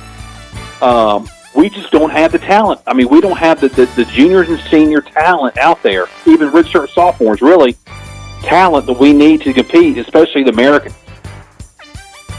All right, there you go. The big calls from Saturday's U.S. Cellular 5th quarter call-in show. We'll be back at it again coming up this Saturday, late night, on the U.S. Cellular 5th quarter call-in show following ECU and South Florida. Our pregame coverage will begin Saturday, 3 o'clock on the Bud Light pregame tailgate. Yeah, that show archived on all our digital platforms, so if you missed it, you want to go back and hear it, it is on PR927fm.com, on the Pirate Radio YouTube page, and also on our Facebook page. So, great show. That was just a small sampling of some of the wonderful callers we had, and really good dialogue after the game. We'll do it again, as you said, coming up this Saturday. Looking forward to it. I reached out today. Our next home game clip, as you know, will be against Navy in a couple weeks. So they announced that time. They moved it. It's a noon kickoff. Correct. If you're not there, which the majority of fans will not be, ESPN Plus, I believe they're putting it on. So back on the Plus. Yeah, it seems like this is becoming a trend for ECU. I did reach out to East Carolina Athletic Director John Gilbert today to get some clarification. This will be the first game where fans will actually be, other than they had 350 in attendance, which was basically player parents for the first home game. They are opening up the stadium under the current guidelines. It will be at 7%. So that puts ECU's percentage of the number of fans that can come in a Dowdy-Ficklen Stadium at 3,500. So you've got a 50,000 seat stadium. They are going to account for 3,500 folks in the stadium. They will be accommodating and opening the stadium up for that. I asked John Gilbert how they were going to prioritize who gets tickets, who gets to go. A lot of people would, still want to see this team in person and still want to go to the game. He said they're still working on that 7% number. Right now, they are working on donor priority. So if you're in the Pirate Club, you have a priority number as far as where you rank in the Pirate Club of years giving, a dollar figure, how much you've given over years. It's a priority point system. They're going to go by that point system. Now, they're still working on where the cutoff will be, because separate from the donors, they're going to have students that they're accounting for, also player tickets they're accounting for, and Navy family tickets they're going to account for. So I think the first thing you're going to do is take that 3,500 number, back out the tickets they got to give to Navy. Let's say they give, 400 and 200. How many do you think Navy gets? Probably a decent chunk. I was thinking 100. Right, all right, maybe more. Let's say 100. But you back out those tickets, then you back out the tickets. Maybe they can give more to the players' families because it's a bigger number than than 350, which it was last time. Then you can see how many students you can accommodate. Out of the 3,500, what do you think? At least 500 to 1,000 students, I would say. Yeah. And so then you're down to, I don't know, you might be down to less than 3,000 or 2,500, 2,000 tickets for Pirate fans. So then you go by the priority rank, and that's what they're trying to figure out right now. So at what level, if you're the top 100 donors, you get a chance to get 4 tickets. If you're the next, you get 2 tickets. How do you balance it out? So my guess is probably going to have to be top 500, I would assume, unless those people pass, and then it keeps going down to the next 500. Right. Because it wouldn't take long for those tickets to get swallowed up. Yeah. In my opinion. So. And I wonder how long you have to say you're in or out if you are a top 500. Yeah, you need to go ahead and order them or not. Let us know by this date. Yeah, and then they go to the next. Bypass you. Yeah, then they're going to go to the next folks in line. So, and you could buy them, and then they're your tickets, and you can do whatever you want with them. I guess you could give them away, or you could resell them, whatever the case may be. So, set them on fire. He did say they will have more information and clarity on that in the coming days. So I think you're going to see something on that this week. All right. I expect a from the helm in the next few days explaining all this, and trying to get as much out as we could now to the Pirate Nation, but there's only so much information we can get out as they're still working on this. Yeah, and we had a bunch of Pirate fans that called in on the 5th quarter that were at the game in Atlanta, and might have a smattering of purple, I think, at Raymond James, I guess, coming up on Saturday. A few folks, there's a few Pirate fans I know that live down in the greater Tampa area that may attend to. So we had a guy call in. I don't think I had it there, but he called in and he was like, "Man, I went to the game. It was tough to watch, and took the wife, and we spent the weekend. We were on the way home, and I guess we'll drive down to Tampa next week and see him again." I was like, "Man, good for you, buddy." Yeah, he was fired up, but he was willing to do it again. That's a long drive to Tampa too. Yeah, from Lake Waco. Yeah, Waccamaw. Yeah, Lake Waccamaw. That's right. I mentioned that a couple times. That was the call. Proud of Lake Waccamaw. Never been to Lake Waccamaw, Clip. Neither. Sounds like a lovely place, though. Neither have I. All right, let's take a time out. We'll come back as we go to break. Shirley Rhodes, let's open up the booty bag here on a Monday. Did you say booty bag? On a Monday. Booty everywhere. Booty everywhere. Shirley, did you hear about Bill O'Brien? He got fired by the Texans. Yes, damn it, I heard. Okay, all right. And am I correct that it's pizza today, right? Yes, Domino's. Would it be more appropriate for the booty box than today instead of the booty bag? Booty box. Yeah. Pizza box. I could go with that, yeah. 2 topping. A large 2-topping pizza. Get your own booty box today. From Domino's. And you can be a winner if you're caller 12. 317-1250. We'll give that away when we return on PRL. We're back with you after this.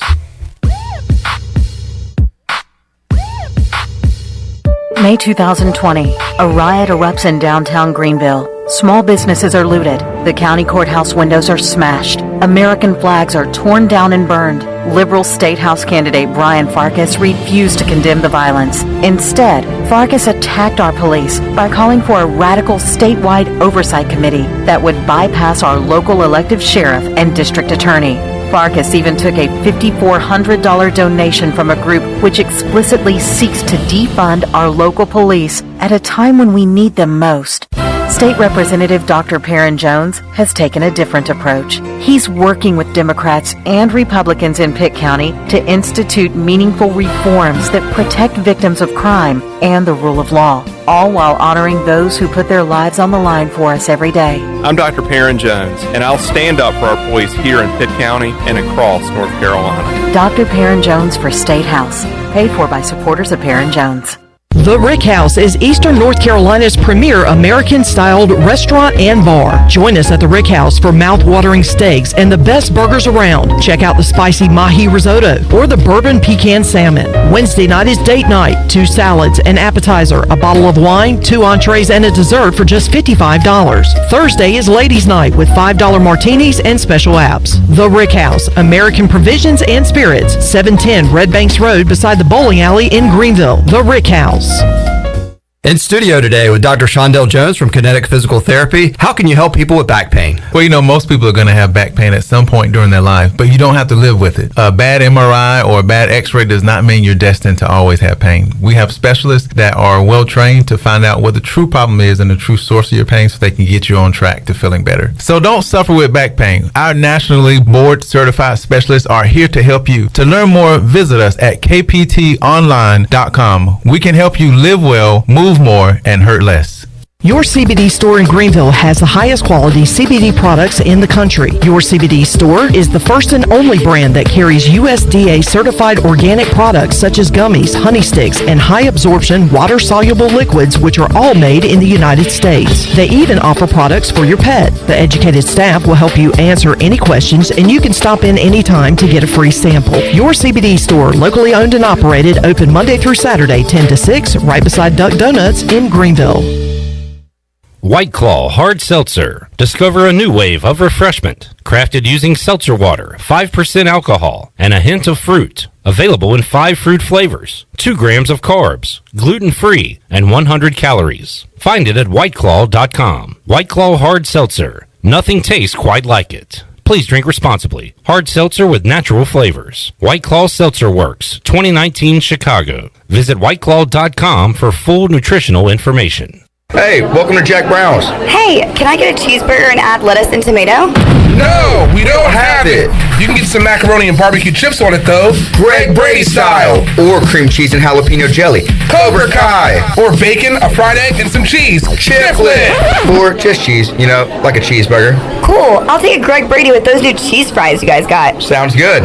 Oh, I forgot. Can I get a side of ranch? No! Jack Brown's, 805 Dickinson Avenue, Greenville. Over 32 years ago, the Ronald McDonald House of Eastern North Carolina opened its doors as a place to help families stay together and close to the care they need when they have a sick child. With the addition of a second Ronald McDonald House inside the Maynard Children's Hospital, our need to serve is greater than ever as the medical community flourishes. Help us expand our mission of keeping families close as we grow to meet that need. You can show your support by making a donation to the Ronald McDonald House. Visit our website today at rmhenc.org for more information. Thank you for your support. This is assistant football coach Drew Dudzik, and you're listening to Pirate Radio, the voice of the Pirate Nation.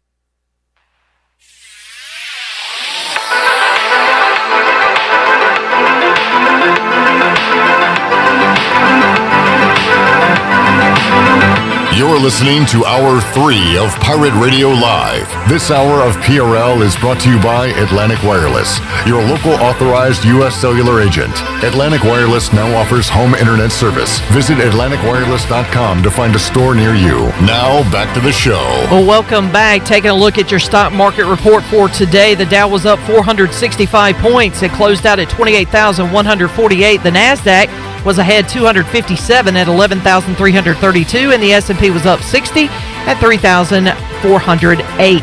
That is your Wells Fargo Advisors financial report. For a personal look into investing, call Wells Fargo Advisors today at 756-6900 in Greenville. Wells Fargo Advisors, LLC, member SIPC. Also, congratulations to Pam Odom of Winterville, who picked up a Domino's pizza. Domino's of Greenville has 3 locations to take care of you. Every day, all 3 topping pizzas are only $7.99 each for carryout only. Order online today at Domino's.com. Now let's head back in to Pirate Radio Live. Here's your host, Clip Brock. All right, thank you, Shirley Rhodes. Congratulations, Pam. Our first winner of the week out of the Pirate Radio booty bag. It was a booty box today. Get in that pizza, and we'll open it up every other day this week here on Pirate Radio Live.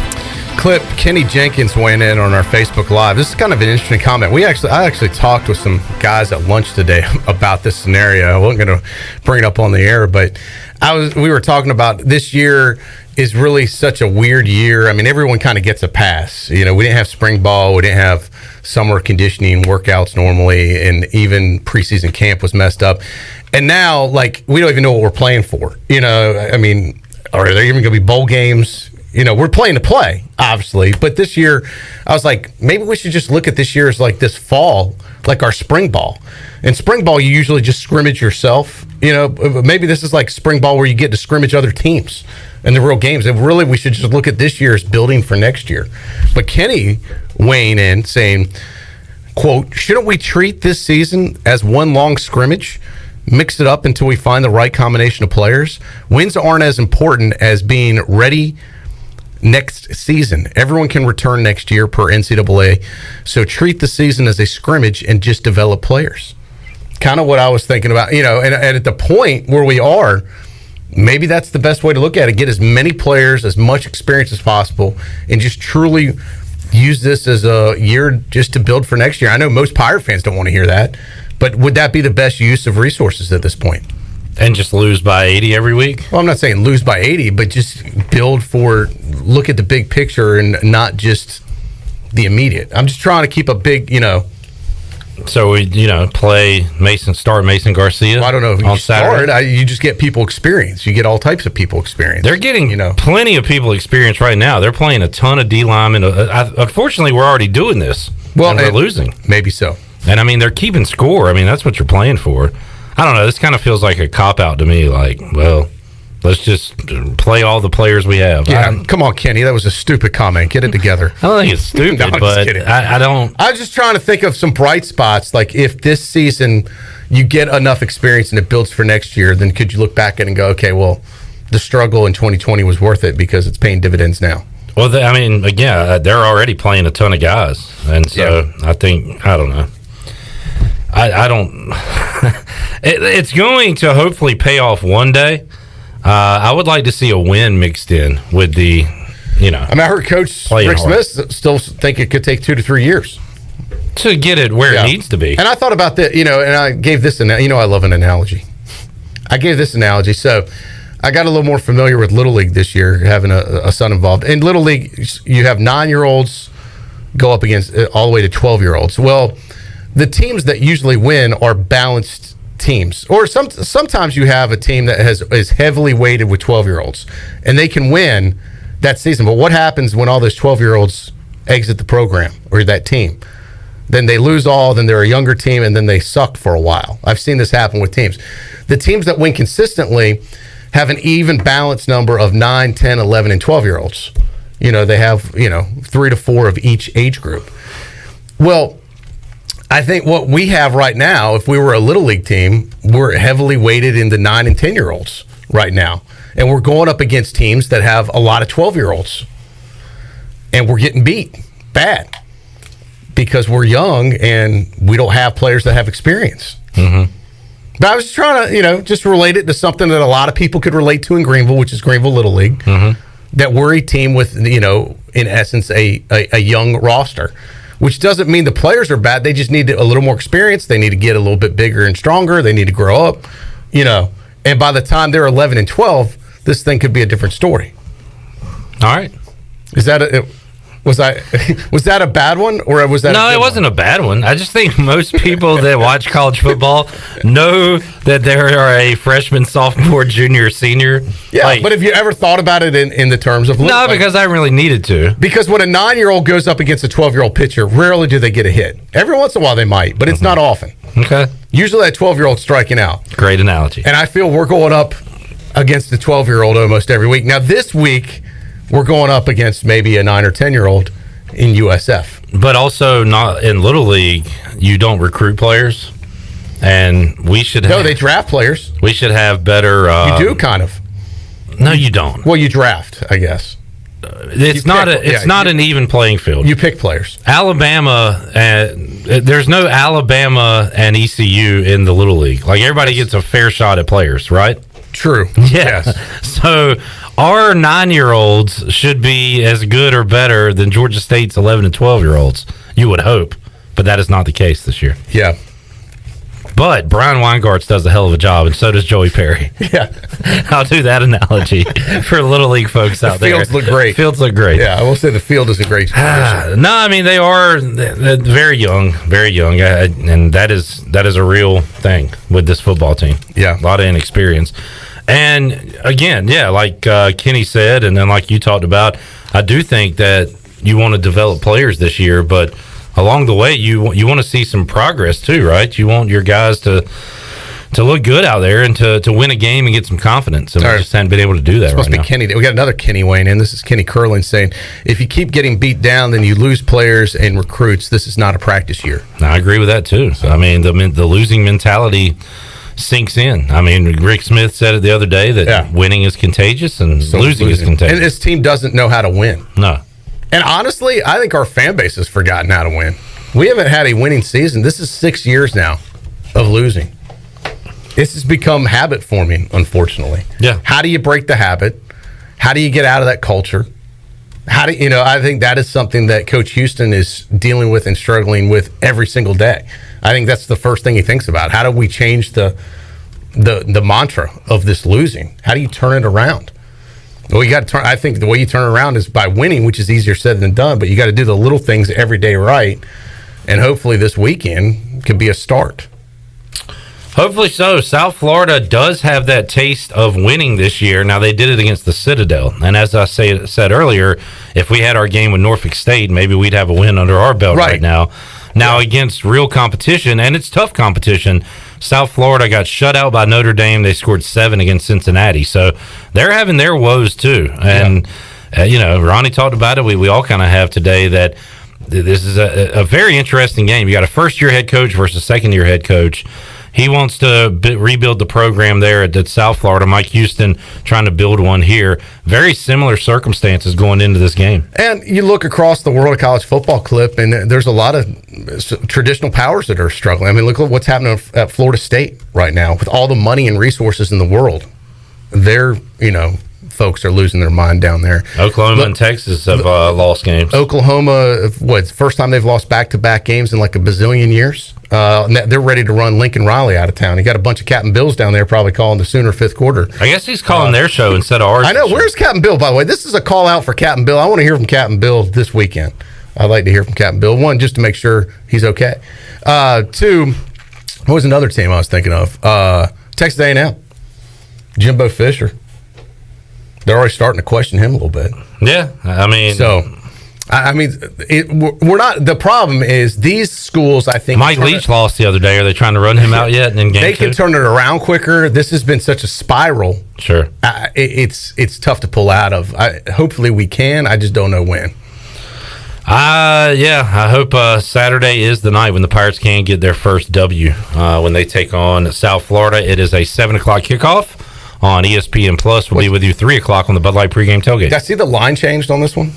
South Florida now, I think, 4.5 point and it favorite. opened up at 2. Yeah, so that's a lot of action on the Bulls. And I get it. I mean, tough to bet on the Pirates right now. Oh, yeah. We'll do our Pirate Radio Zoom room call with the press box guys later this week. And you were the only one that got it right last week, Clip. I hate to say it. I've been all over it this year. Your first week was very close, too. So, and you want to give us a sneak peek, a little early preview of what the prediction is for East Carolina, South Florida for Saturday? I'll tell you that I'll have South Florida winning, but that's all I know at this point. All right. Well, let it marinate a little bit. Yeah. As my buddy Wes Hines used to say. Let's marinate on it. Give us a score later in the week. But that could change. Last Monday, I had an ECU feeling, and during the week, I started to read more about Georgia State and said, not so fast, my friend. Yeah. So it could change, throughout the days. I have a bull feeling right now, and I'm not feeling bullish on the Pirates. Mm-hmm. I have a bad feeling about this game. Well, and I had a good feeling about the game last week for ECU, and it did not work out. So maybe having a bad feeling about the game is what we need. Yeah, I mean, you got to take. I'm not feeling it right now. Yeah, I've got to see which direction will you steer. And nice. Look out for the bull, or you get the horns. Yeah, got to grab it by the horns. Yeah. This game's no bull bleep. BS? Yeah. No BS? The All BS right. Bowl. This could be the BS Bowl. We need a timeout. We'll come back. More to go on Pirate Radio Live on a Monday. We will be back and wrap it up after this.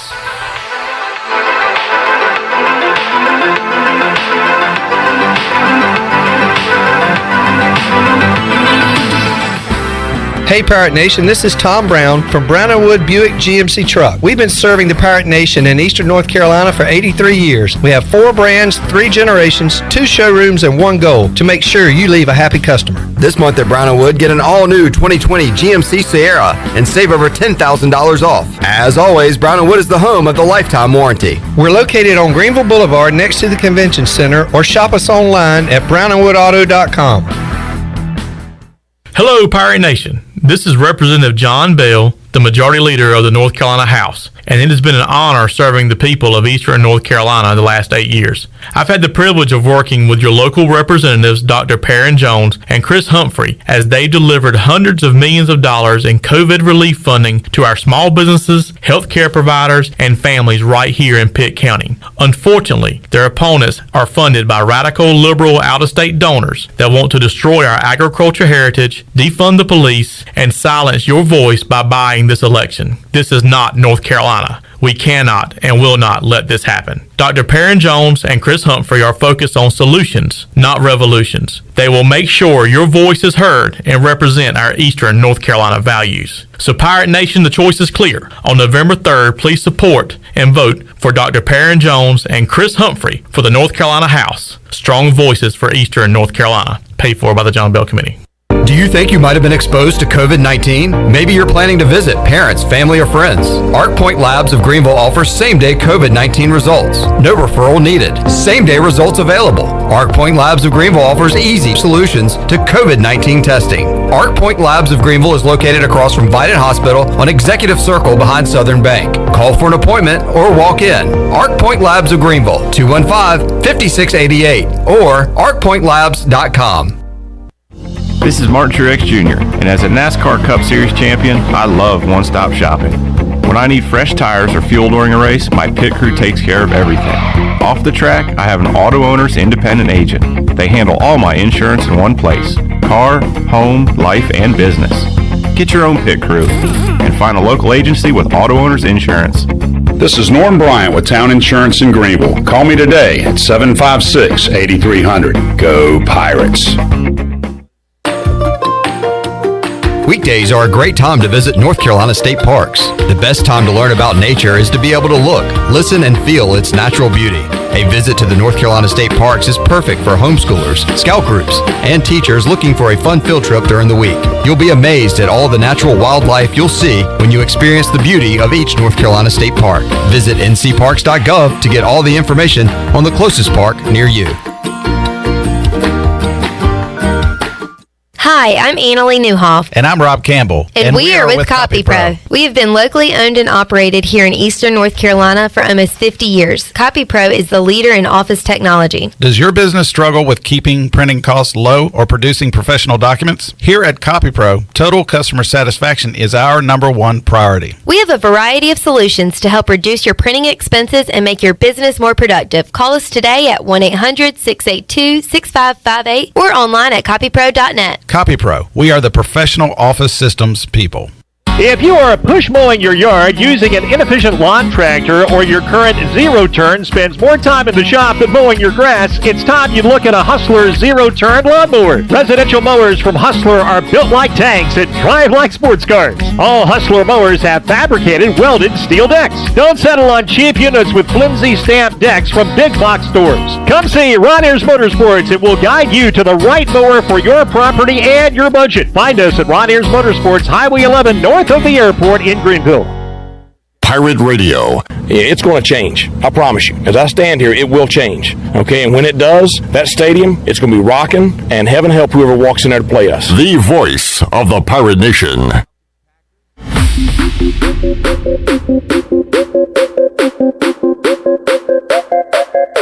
You're listening to Hour 3 of Pirate Radio Live. This hour of PRL is brought to you by Atlantic Wireless, your local authorized U.S. cellular agent. Atlantic Wireless now offers home internet service. Visit AtlanticWireless.com to find a store near you. Now, back to the show. Welcome back. Atlantic Wireless is your local authorized U.S. cellular agent and now offers curbside service and free home delivery. In addition to phone service, Atlantic Wireless has a great selection of tablets and now offers home internet service. Visit AtlanticWireless.com to find a store near you. Now let's head back in to Pirate Radio Live. Here's your host, Clip Brock. All right, thank you, Shirley. Shirley, do you know why you should be interested in the Bill O'Brien news and what happens moving forward with Houston? No. Because the Dolphins have Houston's first and second round picks. So if they keep losing, that will be very good news for you in next year's draft. because of the Laramie Tunsil trade. Oh, that's right. I completely forgot about that. I did as well. Just saw that. They were talking about all the dumb moves Bill O'Brien's made, and that was one of them. Also gave up a second-round pick for Brandon Cooks, traded Jadeveon Clowney, and, of course, the DeAndre Hopkins trade. With decisions like that, he'd work great in the Bears front office. Hey, he's available. Yeah. If you need a GM, head coach, or co-offensive coordinator, Troy, he can do it all. Yeah, because he can't do it good, but he can do it all. They make plenty of dumb decisions up there. We'll have Da Bears on Pirate Radio coming up Thursday night as they take on the Bucks. Got Monday Night Football coming up tonight. This will be a fun night. You got a double dip. Yeah. We'll have the late game for you at 9 o'clock. The Falcons and Packers, and at 7 o'clock on CBS, it'll be the Pats and the Chiefs. No Cam Newton tonight. That's gonna be a late night if you're watching that. Probably end around midnight. Yep. After you got to work the next day. That's tough. As you get older, those midnights on a weeknight school night's a little tough. If the Falcons get out to like a 14-point lead, though, I have to watch it. I got hooked on CBS. Sometimes does these Sunday night movies. I remember growing up as a kid, they've brought them back during this whole COVID times, and they had Old School on last night with Will Ferrell, and I mean it's just a tremendous cast, and it is just one of my all-time favorite movies. And I was like, well, I'll be curious to see what do they beep out? What do they ran most of it, it wasn't heavily edited. I thought it was pretty good actually, but it was late because the football game ran late, and then they ran 60 minutes in its entirety, so it didn't start till late. But I got hooked on Old School on CBS last night. Great movie, well worth the time. I just I went through that sports hiatus and watched a ton of crap, and now I try to watch a sporting event if it's on, Troy. Yeah. And I'll just go back and catch up on all my shows whenever these seasons end. I mentioned before, since the movie theaters are closed, I saw Regal now shutting down for an extended period of time. All their theaters, I think nationwide, I saw in the news. So, the movie theater business is in free fall, unfortunately, and could become a real victim. They got two problems. One, the social distancing issues in a theater, and two, there's not a lot of product being made right now. That's true. And the theaters that do, and the companies that are making movies are distributing them different ways and streaming, so they're not giving them the movie theaters. So that's an issue. But I've been watching a lot at home with the boys, so I've been trying to catch up on movies from the past that I haven't seen in years, and they've never seen. What was the one you said you were going to see? I saw it last night. Beverly Hills Cop. Oh, okay. With Eddie Murphy. Great movie. I forgot how funny that was. What is they liked it so much? We're going to be on the Beverly Hills Cop 2. What's the favorite throwback movie your kids have watched from your era? I'd have to ask them. I don't know. We're do that and report back to me. Yeah, and then I was like, man, they'd really like. CBS edited Old School to be able to run it on TV, even though the start time was like 9:30 at night. But that might be a little too edgy for probably a 12-year-old? Yeah, I don't know. You have a different scale than some people. Well, it's different times we're living in, Clip. That is true. They probably know more than me and you combined. Yeah. Do you want them to hear it while you're there or while you're not there? Yeah. Right. I mean, it kind of comes down to that. I don't know. We've watched a bunch of good ones. That's a tough question. Let me know I'll have to ask them what their favorite is. All right, good stuff. Troy, we'll see you again on Thursday. Look forward to it. Thanks, Cliff. Coming up on Tuesday's edition of Pirate Radio Live, planning on hooking up with the Stephen Igo of South Florida. Will Turner runs the 24/7 account for the Bulls. He'll give us a Bull report coming up on Tuesday. Also, no bull there. ECU's Stephen Igo will also be on the show. We'll check in with Billy Weaver. And also, we'll hear from Mike Houston. He's got a Zoom coming up on Tuesday, so we'll hear comments from him as well. All that and a lot more on the way on a Tuesday edition of Pirate Radio Live. For Shirley Rhodes, Chandler Honeycutt, Troy D., I am Clip Brock. So long, everybody. Thanks for listening to Pirate Radio Live, an exclusive presentation of the voice of the Pirate Nation. This is Pirate Radio, WGHB Farmville, 1250 and 92.